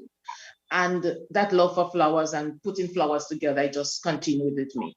But so that's one thing I can do. And as Sister Gillian mentioned about the youth camp, yes, it's something I can come in. I mean, I've done lots of camps locally, internationally, and so I mean, I have few little craft skills, and I have other friends I know we can co-op in helping. So you can count me in something like that. I'm prepared to, because I mean, it's really hurting me what's happening with young people in the church today. So What has been the turnout? What has been the turnout of the young people in church? Does it be like how it used to be before, or you just have just a few? It's a few, and there is many girls. For one, the boys are not there. And I see in parishes confirmation, the confirmation numbers are dwindling. But even the small number for confirmation, that's the last time you see them in church. Honestly, it's the last time you see them in church. After confirmation, they've gone. And what can we do to keep these confirmation children? I remember saying to Bishop Darius sometime, because in fact, we had to have a meeting before he died, before we had, because I keep challenging him about young people in church. Where are they? And what can we do? And he keep telling me, make an appointment, come, we must talk. But one, I feel confirmation program is just too long. And by the time these children finish with the confirmation program, they're frustrated and they don't want to come back. So it's too long. It's just too long. It's not just bringing them in the church to prepare them for, but give them something more that they can look forward to and they can continue after confirmation. Them young people always feel that they have to have something in order to continue. We wasn't like that. But you see the thing is, I mean, the thing is, we have to, times change. Now, listen, times change, situations change. Now, morals and values and principles don't change. So what we want to try to do, right? So let's say what we want to try to do is get the people, the young people, show them what we think is good for them. Teach them the morals, the values, the principle that never change. But don't try to ram it down the throat, one, and let us use what is available today to do that. Right? I want to say what's available today. We don't have to go and cut wood to cook food no more. Some people never even know, some young people don't even know charcoal. They never see charcoal. What they have is gas stove. So we have to use, We may have to come back to the old time days, whereby we may have to try to bribe the youths. You do that, you get something for what you have done. You do something good. What I would say is bribe. You don't bribe anymore, it's reward. It's reward. Reward. For the use of a better word, reward. Yeah, reward. Yeah. So maybe if we could get, for those who live around in New York City and elsewhere who carry the millions of dollars, and could send down maybe the 100 pair of Jordans or the Nike vest, or a computer or a laptop or something, that you try your best to get six O levels, or you do this, then we can try to get you a scholarship. We can try to get you, we give you this, we give you that. So we're rewarding you for your good behavior and trying to achieve something for your own self. That might be able to help. Lion. Yeah. You know, it's the discussion. Good night, everyone. I just joined in. What is the Good night. Hey, Brian, Jenna. Hey, Brian under the bed. Sister Brian under the bed. Cynthia. Who's this? Susan. Susan. Good night. Who's the person? I'm trying to spotlight him. Who's the person? This is Cynthia George. This is Cynthia. Okay, Cynthia, what's the name? Okay, welcome. Hold on. Well, the name is Shelly-Ann. That's the real name, but my home name is Cynthia. Hold on, I'm looking for Shelly-Ann. You want a nice name? Shelly-Ann? Yes, that's my name. That's me. Yeah. All right, listen, so do me a favor and put on your camera, please. Put on your camera. Okay, I see okay. you singing. I see you singing Sunday. I don't think I didn't see you Sunday. No. Eh. Bonje ho brange fat so. Oh Lord have mercy. And brand ball head. Oh, That Cynthia, gray hair you hiding. Cynthia, I asked you to start your camera. Hold on. Hold Cynthia on to doing too what? much. She may have to turn the camera off. Hold on to what? No, cover just up, yes. Start to cover up, brand new to cover up. oh Lord, I mean, what? Okay, anyway, let us not switch from the topic we're on right now because we was in a good swing. Yeah, I just wanted to make a point before I forget. Okay, Jenna. Yeah, Jenna, let me put you back on there. Hold on. Yes, I find my memory that fail me sometimes, so I want to say before. Yeah, but I find this is a very fruitful discussion in all honesty. But I think I would want to suggest that it's all well and good for us to decide what we could do for youth ministry. But I want to propose that we have a session maybe like this again where we invite Father Ronald as the youth coordinator. But Jenna, stick a pin right there. Stick a pin. I ain't shutting you up. Because I was going to say whatever we do, we do it in conjunction with Father Ronald and the youth ministry. Yeah, but I'm thinking that we might be better informed if we know what direction he wants to take youth ministry.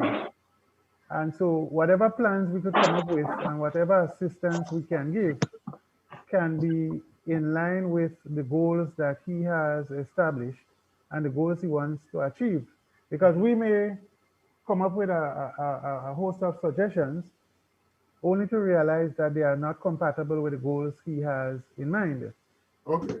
So I just want to propose that we continue thinking about helping, but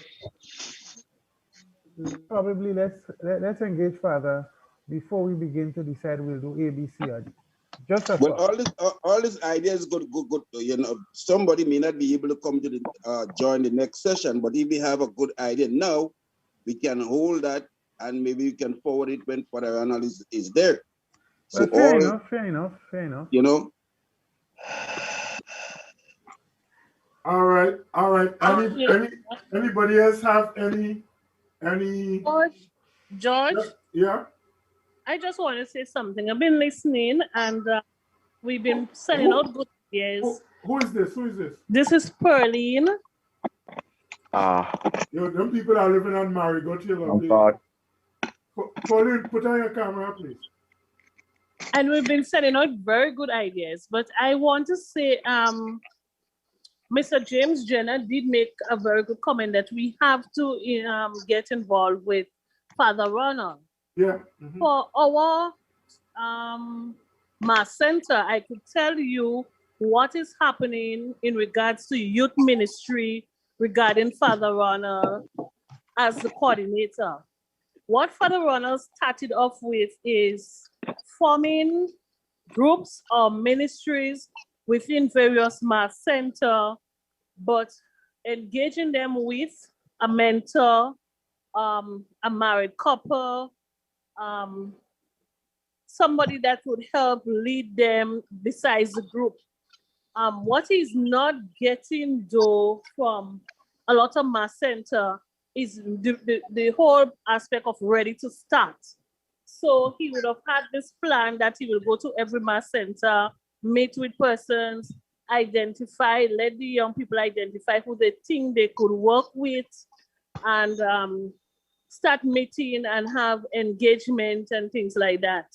I know he has particular dates for different mass centers, but what is not really coming forward is the various mass center of Father Carl is there, some of the priests in getting the young people involved to have that start. That they have a kind of slow start there with that. But for our mass center, Grand and Concord Christ the King, I know we have started. He had met the young persons for themselves, met the young adults, have discussion with them where they want to go, and give their sharing ideas with what they think could work. But that's I don't want us to to lose the whole idea of being there and helping and engaging our young persons. But that's in various mass centers. Pauline, go ahead. From the time when Sister Jill brought up the idea, of course, she said, and she mentioned working together with Father Ronald. The thing is, as you so rightfully said, he have all these plans that he's trying to do, but the problem is we are trying to solve the same problem that he's trying to solve, which is getting the young people involved. So we are just trying to see ways in which we can get them involved. Now we have the plans, but it's to get them so that we can make the plans work.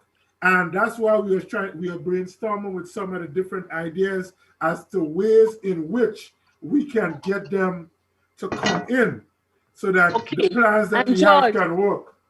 George, the problem is we need to have a new mindset, meaning that we have to let go of a lot of the set of negative ideas that we have pertaining to young persons. So we have to be able to create a new mindset for us as adults, us as young people, and help that to go down the stream with the young people, because we have a big gap. It's a reality. We have a big gap within the church between young people, the young adults, and the elderly.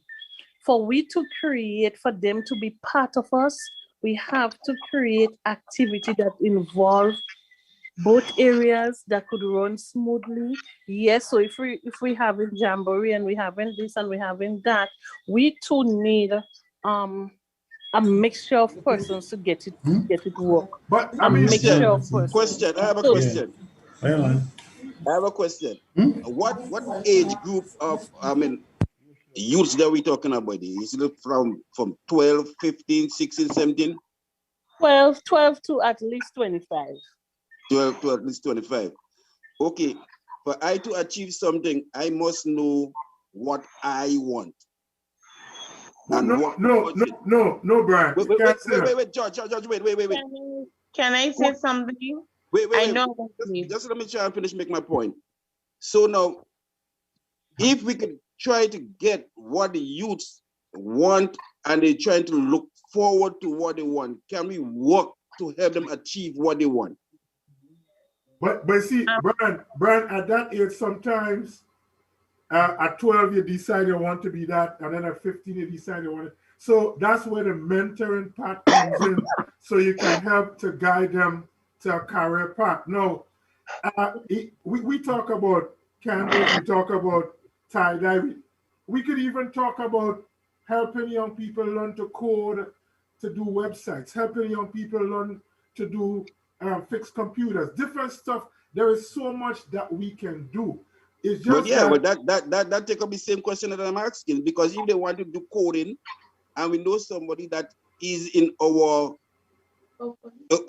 group can help them, we can help them to work towards coding. But you see, but that's not that's not a problem. The problem is getting them to understand that, listen, we ain't calling you to be church. We ain't calling you to be holy, pious. We want you to grow up to be responsible young people. We are offering this. This is what we can help you with. This is because, listen, you teach them that way. They didn't give us, Sister Genevieve didn't give us what we have now. She taught us. Yeah. She taught us. True. So the way she taught us, we always fall back on that. Sometimes you might be heading astray one day and they say, boy, no, I remember this. So it's just different things. So we have to teach them. So teach them so that even after they come out from what we might plan for them, they will still have it with them. So it doesn't matter. It's not just getting them to do something for today, but it's setting them up for a lifetime. Because that's what we were set up for, a lifetime. So we have to, it's setting them up. And That's why I say it's not just say, okay, we could do this today. It's not something for one day. That's why we plan it. This is just a start.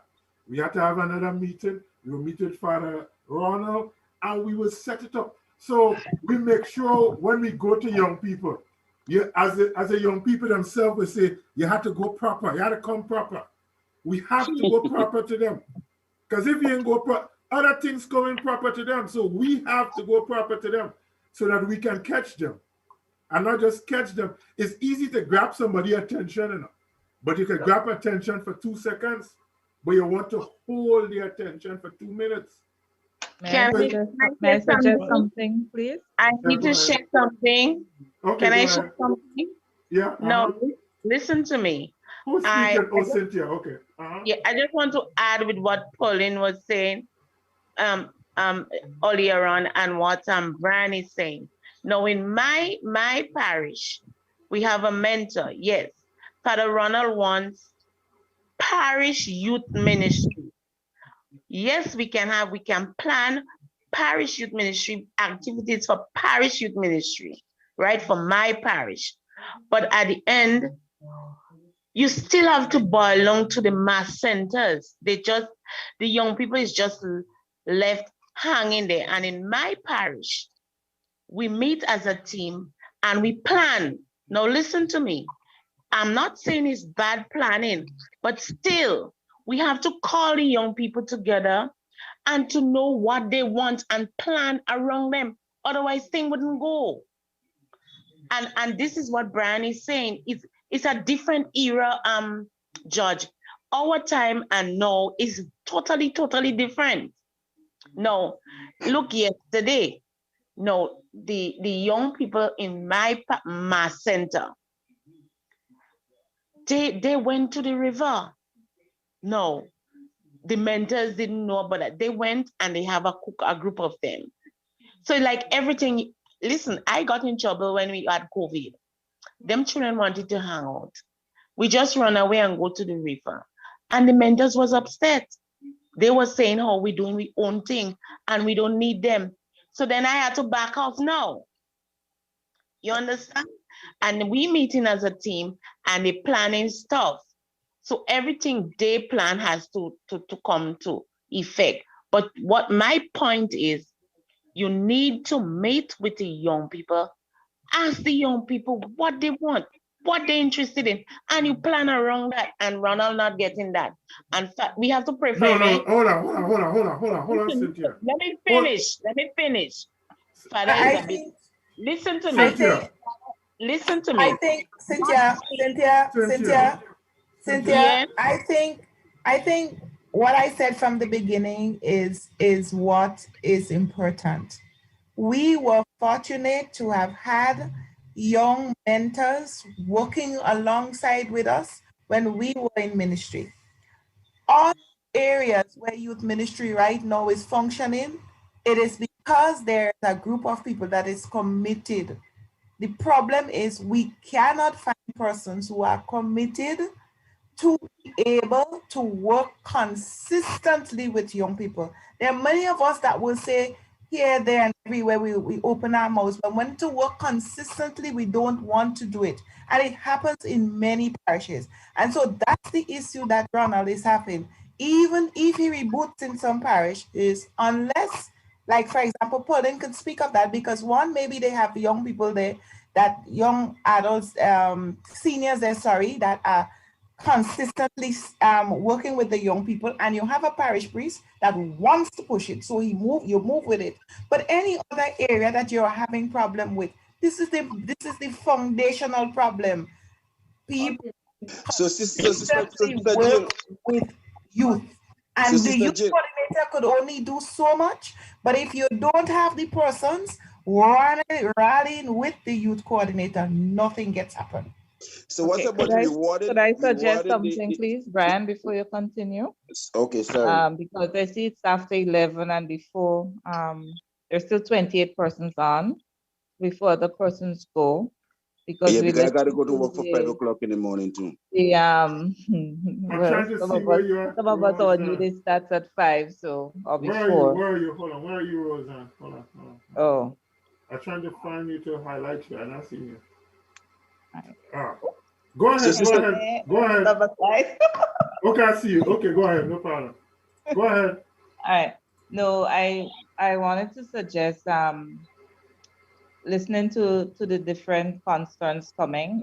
It's a new time. Also with Cynthia, the approach in terms of that that it's youth ministry working with the youth and not for the youth.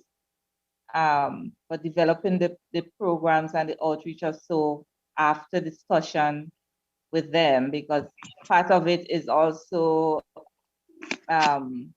ensuring that in our accompaniments, there will be the opportunity for them to develop their own leadership skills. I would like to throw out the suggestion that the meet again, probably more persons would come on, but in the form of a retreat.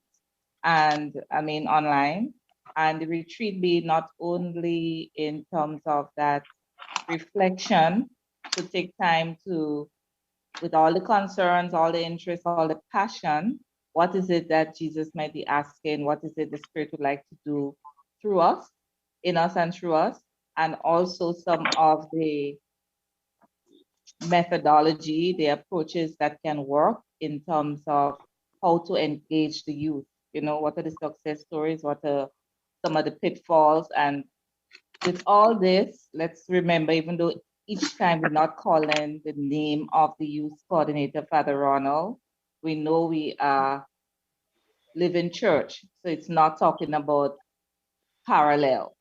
Okay, so even though the name is called all the time, I don't think anyone is planning to do something contrary or in competition with what is on the ground or happening in any area, because there are a few things happening.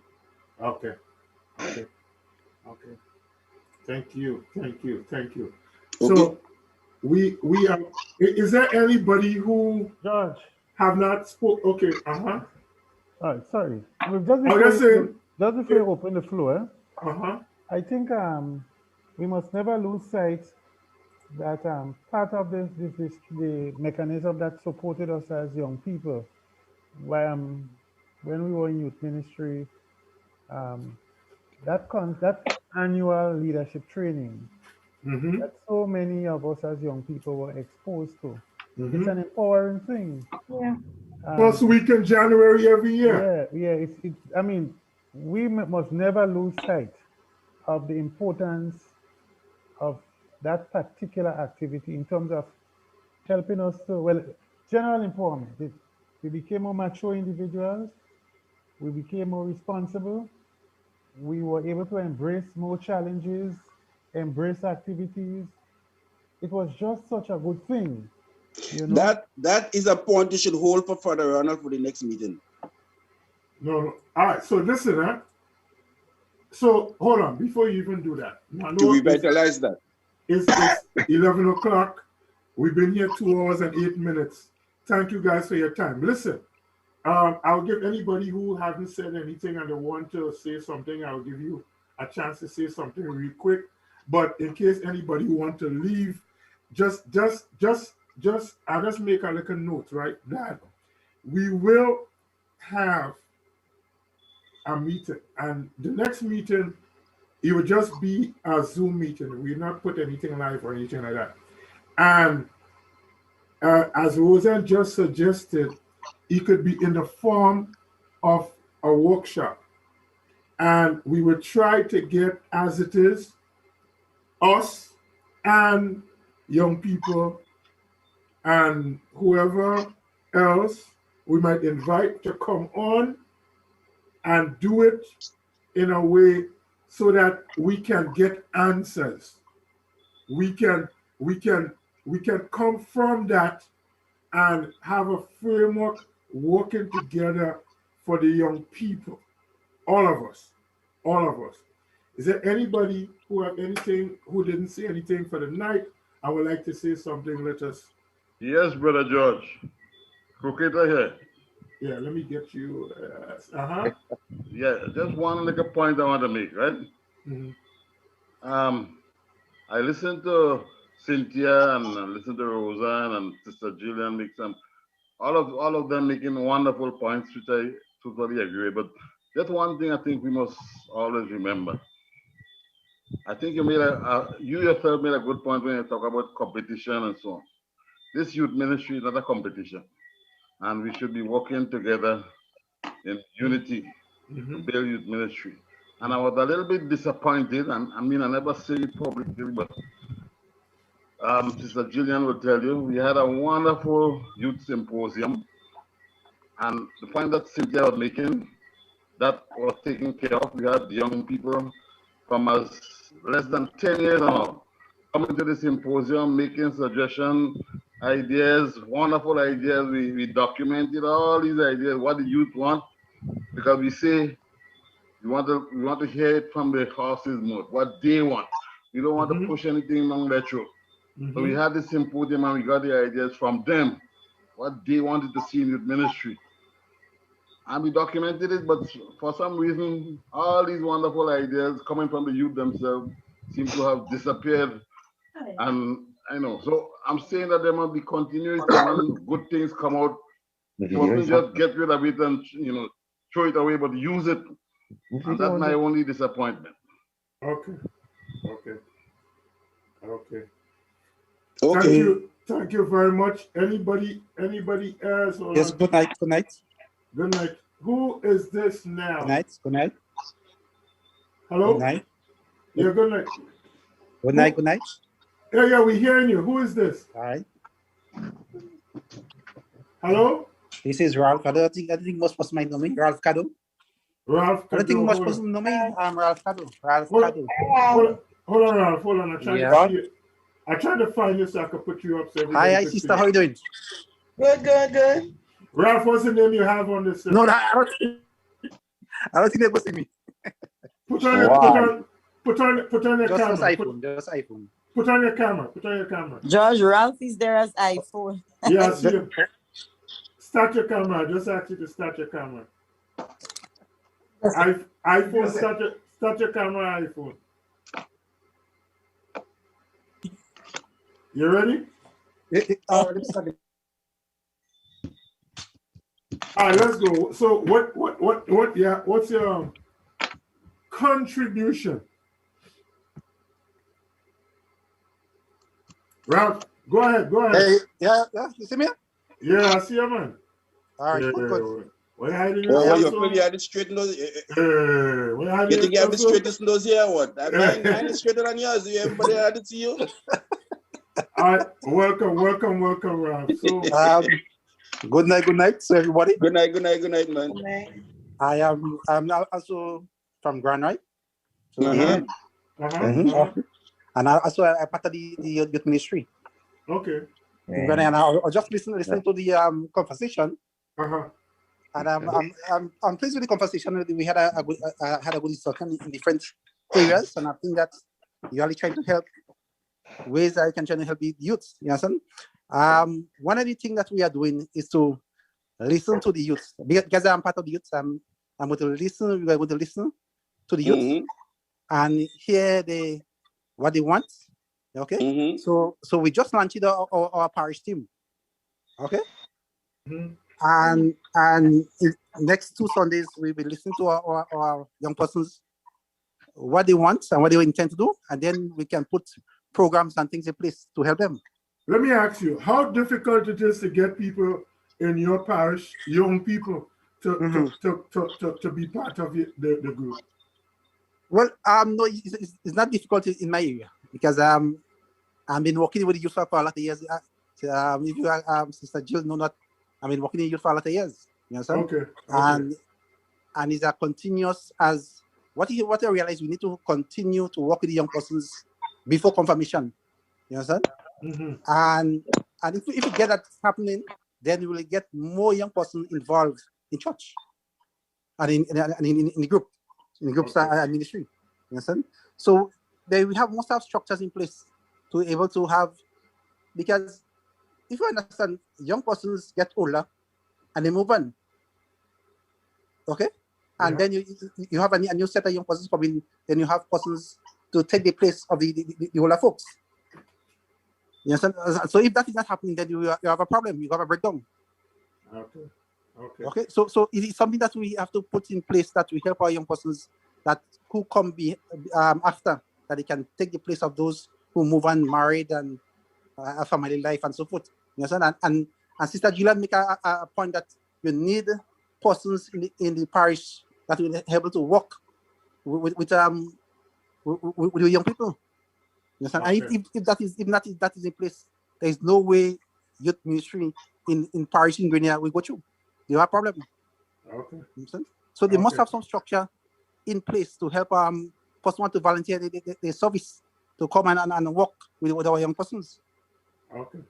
So, but the ideas what is on the table here is wonderful ideas. I'm been listening for the longest while, and the suggestion is very good, and I think we need to take it up and help our young persons, because we need to help a gentleman make a point that to reward persons. You understand? And what you realize, our young persons is not going further on to study. They just secondary school, they reach MCC, and that's it. They go to work. But nobody's looking to go to universities. How can we get our young persons to go to universities? You understand? So this is some of the areas you have to look at as well. Okay. All right. Okay. Thank you very much. Thank you very much. You're welcome. You're welcome. Anybody else? Anybody else? I see Alicia, you're back there. You ready? Yeah, you can unmute you. Yes, I've been listening. So okay, to piggyback on what Pearline was saying, with just talking about reboot. Some of the other programs that have been going on, yes, they have been stymied because of COVID, but I know there are plans to have a leadership workshop. So you're having it's a dual workshop. So there'll be a 2-year program where the youth lead, and I think maybe 1 or 2 others from each youth group will go through a 2-year program to become effective and responsible young youth leaders. Then also there's also this program called Clay. Now Clay, let me put it properly. So what exactly is Clay? It is a program where young adults they're helped to own their own business. So they will come up with their own business ideas, and there's initially a 3-month program where they go through different programs. So you have the business aspect, where they will learn to balance their books and everything concerning accounting. Then they go through a period of life skills. There's like talks on how to run your business, the legal aspect, things like that. Everything that would more or less make them into successful business owners. After that 3-month period, there's a 9-month mentorship program where they're paired with different business owners to more or less guide them through the process of what it is to run a successful business. So one of the ways that we can help in that regard is to, one, maybe if we could become mentors, if we can become benefactors, help is needed there. Actually, the first batch, there are about currently maybe 14 or so persons going through this program, and they should finish the 3 months business life skill training at the end of June, July, somewhere there. And then from that, then they will go on to their 9-month mentorship program. The usual, where core is, of course, core. We have choice. All the other activities that we would have known and we would have grown to love, those are still there, but there are other aspects that would have been added on. Also, there's a counseling program, because there's a very high need for counseling for young people. So I know there's that program coming on stream, where I think they would, if I'm not mistaken, that they would train counselors, or they would train persons to help with that whole program. That's about it, more or less. So there are things that are going on. Yes, as I said, COVID would have been one of the great equalizers in a lot of things. So we have not been able to go forward in a lot of things, but things are going on. What kind of numbers are we looking at when it comes to the different activities that are taking place? Because I see you put out announcements for Core, West Coast, Core here. So I see you are involved. Okay. So when we do them, what kind of numbers we looking at? So before COVID, when we had the first core, which would have been 20 December. When was COVID? 2020?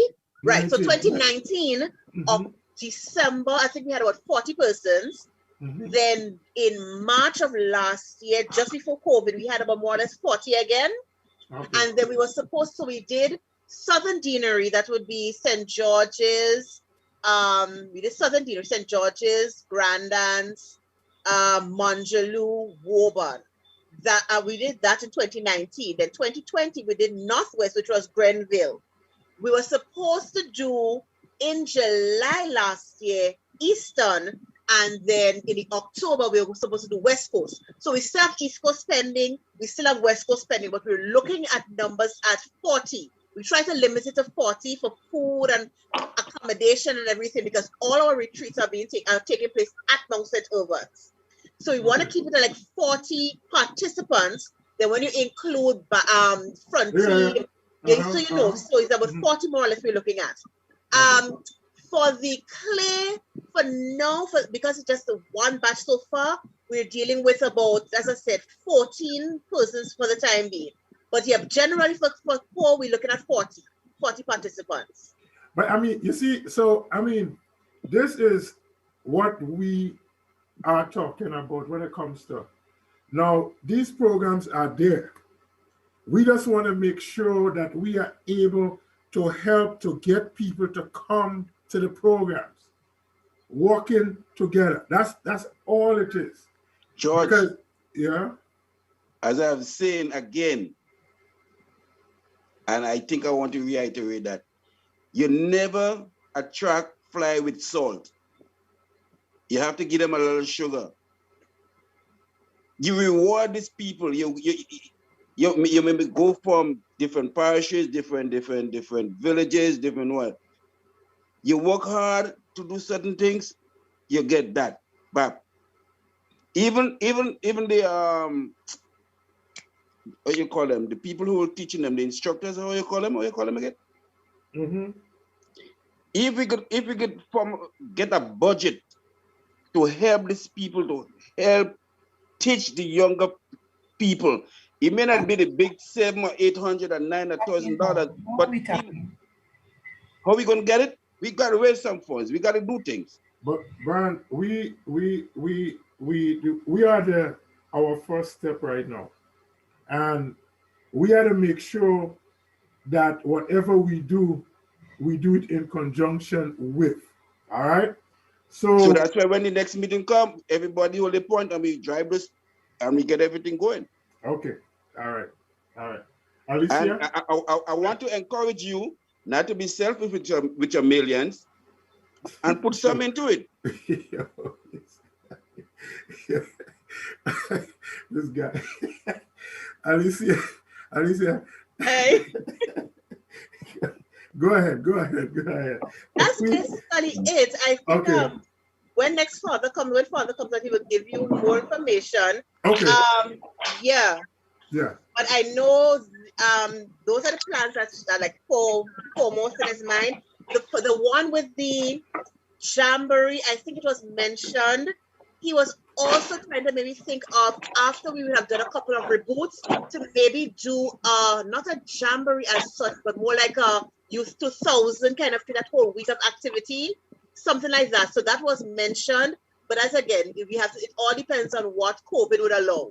And for those who may not know, when Alicia say reboot, what it actually is like a relaunch of the youth ministry in the different area, each center. Church center, church parish. So that's why he did. They started what is called the reboot. All right. So that's what was taking place. So Alicia, can I button a bit? Can I button a bit? Uh-huh. Yeah, I think Brian is making a good point. based on my experience, you understand? That's Ralph here again. Yeah, based on my I always make experience, good points, man. I always make good points. yeah, but just to back your point, yeah, just to back your point. And I'm very miserable too. What you realize, if you have, based on how you're working young persons, if you have social activities, you understand? You get a lot of young persons coming out into a lot of social activities. You understand? But you understand? So we have to, as Brian said, we have to entice them. You understand? Entice them that they can participate in certain things. Okay. So Brian have a good idea then. All right. Let me see who else didn't say anything. Is this Alice Victor Roberts? Good night, sir. How are you? I'm fine, good night thank you. to all. Night, Alice. I am giving my commitment to work along with whatever and whoever as regards the youth. Like all of you, I know what I've benefited from the days when Sister Genevieve and all the other priests and them used to teach us. When they brought us together, we had fun, we enjoyed ourselves, but we learned. And that's why we are who we are today. So I am willing to help in whatever way possible. And I hope next meeting I'll be able to be part again. But I'm saying good night now. And, and I'm heading to bed, and I'll see you guys next time around. Blessings. Okay. Blessings.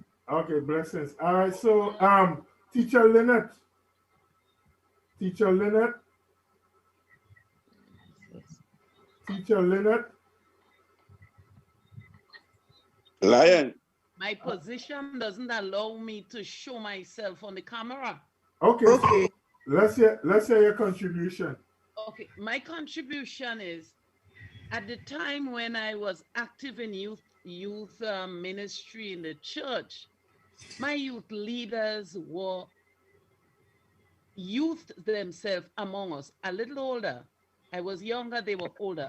And my leaders included people like Procurator, Rev, due respect. And we were given that level of freedom. And I'm saying freedom, listen where I'm coming from. Our leaders were empowered in the system that Cynthia is calling for, that Sister is speaking about, that everybody is speaking about. They were empowered in that system to come when they were given the tools and whatever else they needed. They came back to us. They were among us, and they were with us, right? So it was not that we had, yes, our mentors were youths themselves. No, we have grown, and we are, it seems as though we want to compete with youth. We can't be youth again. We miss those days. I miss them.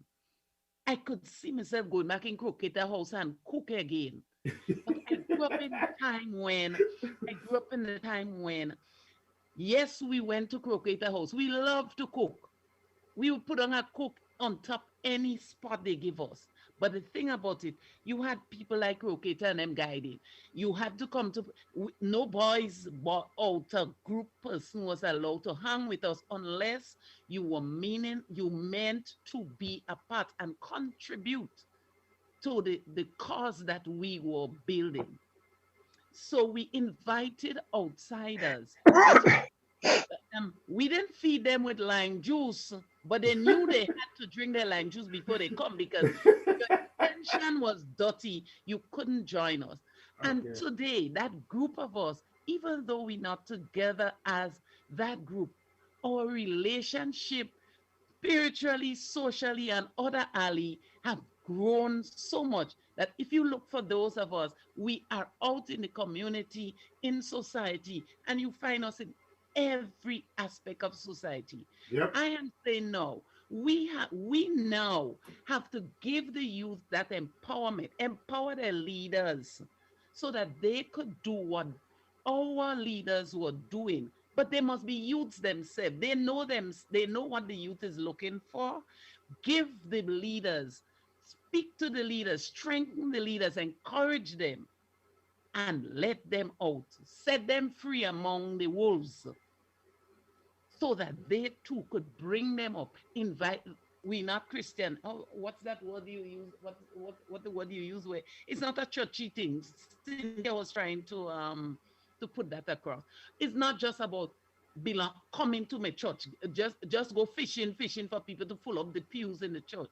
That will happen in due course. When the youths have become, when they see the lives of their peers and colleagues, when they see on the live that something is happening, they will tag on.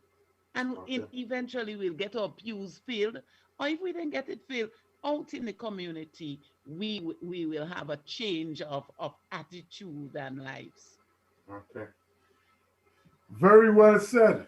Very well said. I hope I'm making little notes. I hope somebody else making notes too. And I know you asked what we did start to record late, but I also have recordings on my system as well. So we do have it. All right. So is there who else? Let me see. I mean, is there anybody else? George, if you'd allow me, Mello? Yes. Let me see if I see you. Hold on. Where are you? My Oh, okay, I see it. No, I'm just saying, well, first of all, I'm not sure if tonight's forum was really for all of this, but nevertheless, it is what it is. Yeah. But when we are talking and we are considering and we are planning for our young people, let us not forget that our first and foremost intention and work should be to bring young people into a relationship with Jesus. Amen. It is not always about the social and the lime to bring them together, because you will have all of that. And what happens after that? Young people, especially young people now, in our time, it was different. My first encounter with youth ministry wasn't a social. It wasn't. Yes, we know we live in a different era. Hence the reason why those of us who would have had the experience and we know what it is, our duty, our responsibility is to encourage and to help our young people into building a relationship first with Jesus. Let us not forget that. Thank you. And I know you say your first encounter wasn't a social. You know, it's kind of funny for me that I always see all my core retreat, my whether it was CEC, whether it was Life in the Spirit, I saw it as a social. And listen, understand me. I saw it as a social for me, right? That's how. So it was me being, as Lynette says, free up in it. You know, you free up, you immerse yourself in it, and in that way you are able to take in, you're able to soak in everything. You know, because if you go there and you're tense and you're thinking that this is Mount Sinai, then you might miss something. But if you free up, you soak it in like a sponge. So when the dry days come, you just squeeze it and you have water. But the objective of the initial wasn't a lime, right? No, it wasn't. No, it was never a line. Never a line. And the objective. Yeah. The objective. Yeah. It wasn't a line. It wasn't a line. Is there anybody else before we act? We ask some. Yeah. Me again. Just say this to Mel, please. Mel, no hard feelings. Yeah, just say it. No, the aim of the ministry is to Christianize, to bring people to the Lord, closer to Jesus, right? But remember, while you are doing that, you might be doing that through a social gathering, right? An onlooker, a youthful onlooker, let's use the youth now. A youthful onlooker saw it as a means to get to somewhere that you did not have the intention. But on coming in and participating, realize there is more to this thing than what I was seeing from outside. I love it, and here I go. I will not let go. I am going with it. And so for that person, it would have been a social coming together.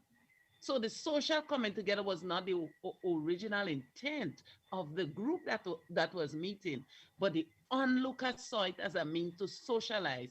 But on coming in, realize, no, there's more to it. And I like it. And here I go. Thanks. All right. Ole, we have it. Boy, listen. Guys may want to go bed, man. No, who me? No, I'm saying that's why it has asked the Holy Spirit to lead you and guide you and everything. Because we came here to reminisce, we do all that, and then we look forward. In our reminiscence, we look forward to helping the next generation of young people to have that kind of experience and to have that kind of foundation that we were privileged, to have, that we can still fall back on today. So if nobody else have anything else to say, I will ask somebody. One more thing, George. One more thing. With my experience for the past, we need to give young people the chance to express. We have to listen to them. It's very, very important to listen to them. Because I had an experience where some young adults, they came together with the reboot, and because they shared their points, and because they wasn't listened to, and you try to talk them and brush things away, they decided not coming back. You understand? So it's very, very, very important to listen to them, hear what they have to say, and don't brush them off. It's really hurting. I mean, and I know Sister Jill was there in that, she would have seen, but you have to listen to them. You have to hear what they have to say. You understand? I mean, some of them are married, young couples, and they're married, and they're just trying to share, how they feel and things like that. And they were brushed off. So it's very, very important to listen, to listen, to listen. Thank you. Thank you very much. Let me play. Hold on. You will hear a little song playing, and then I will pull it down, and then I just asking anybody who want to say a prayer. But to let you know, there will be a follow-up meeting. I will liaise with Jenna James, and Jenna will be reaching out to the people, you people in Grenada, as to when we're doing it, and we will come back again and do this. We'll do it.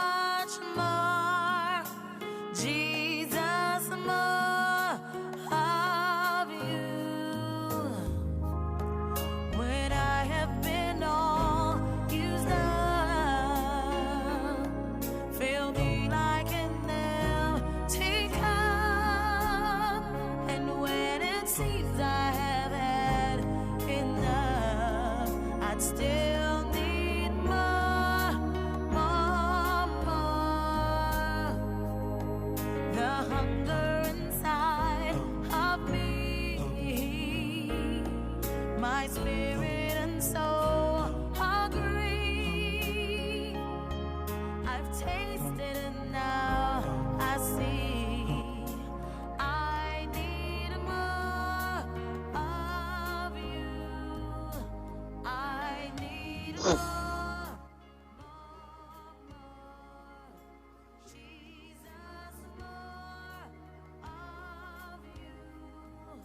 Would somebody like to lead us in prayer to close off tonight? Creator loving God, in you we live and move and have our very being. You are the source of our lives, and that nothing we can do outside of you will ever live. So help us, Lord, in our journeys to continue to allow you to just do your own thing in our lives. Help us to realize, Lord God, that your hands and your feet and your eyes at this time are our hands and feet. Help us to be willing to give our hands and our feet for the building up of your kingdom, especially among our young people. Teach us, Lord God, what is most important. You said your spirit would lead us into all truth. May your spirit lead us to that truth. And may we, above all, be open to listen, to be led. Guide, guard, and direct each of us. Bless us in our particular lives, individual lives. Thank you for the opportunity that we've had to be able to fellowship together. And I pray that as we go to bed, that we would continue to rest in you, and you will do your thing in our lives. Lord, we need you more each day. Help us to recognize that we need you. Glory be to the Father, and to the Son, and to the Holy Spirit, as it was in the beginning, now and ever shall be, world without end.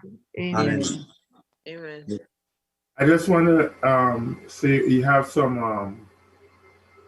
young people who have been in youth ministry with us who have gone to the great beyond, because we need angels to guide and protect us. So they went ahead so that they could look after us. So we just pray that their souls and all the souls of the faithful departed rest in the mercy and peace of God. Amen. Everybody good? George, Yes. any refreshments? Yes. I have some. Yes, and lime juice. Hey. No Hold on. Hold on. All I want a refreshment. Hold on. Give me 1 minute. 1 minute. Let me get a refreshment. Hold on.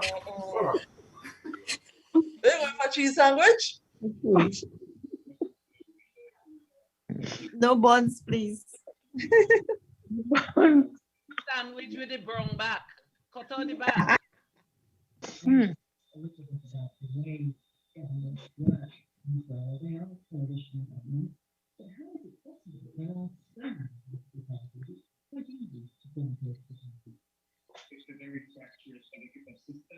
George, you gone and cook? But George, you seem so. I was just saying that. George, don't put dumpling. That will take too long. You sure that old fowl? You sure not that old fowl you going and try to cook there? Now I just fall down anyway going, man. He may be having bread in a pillowcase and he can't untie it. All right. Woo. I had to go and get me refreshment. Hold on. That's your police, Lan, hey. As the former extempo king, give us a voice now. Yo, I'm gonna give it. Sure. Whoa, what a boy, what? From the tree? Huh? Straight from the tree? Straight from the tree. You see it? And what? Can I drink it? Can I cut it and drink it for everybody? Oh, that's not yes, go right ahead. That's not fair. Pour some here for me, please. Listen, I bought 2 cases today. Judge. Case of what? Judge, pour some on Jenna name. Huh? Pour some in this for me, please. Jenna name, and he want some. No, I can't put it on my coconut. Judge, you say buy 2 cases of coconut, man. It's a grappa of coconut you buy, man. No, I buy 2 cases. You have 12 in the case. Jenna, you got sophisticated. That's what I find is that if I get the word grappa, it's a grappa of coconut. Just from mine in my mouth, through the mic, my mouth open. Listen, man. When I drink, you swallow, all right? What's wrong? Okay, good night, everyone. Let me go to bed. Good morning, Jillian. Good morning, listen. How are you? Yeah, it's 4:45 for me now. When you see Clarice, say hello for me. If and when you see Clarice, say hello for me. I did tell him that. Last Saturday, I speak to his wife, but he was at work. That coconut was good. That was very good. Yeah, that was really nice. Okay. All right. Good night, Judge. Jenna. Mr. Judge. Is Mr. Coqueta there still? Judge, give us an extempo to close now. All right, so this is what I'll do. I'll pin. Hold on, this is what I'm going to do. Mr. Lion, I find you real fast. As I show your feel and you're playing your pass. You drink your coconut right in front of your face. We watching you and we can't even get a taste. But Mr. Lion, you're behaving bad. And right now you're making me feel real sad. If I was in New York, I'm telling you flat, I would have bust your head with that coconut bat. Hold on. Mr. Coqueta, I'm watching you like you're really envious for you. I know you sit down there and you're feeling hot. Just sit down there watching me drink me coconut.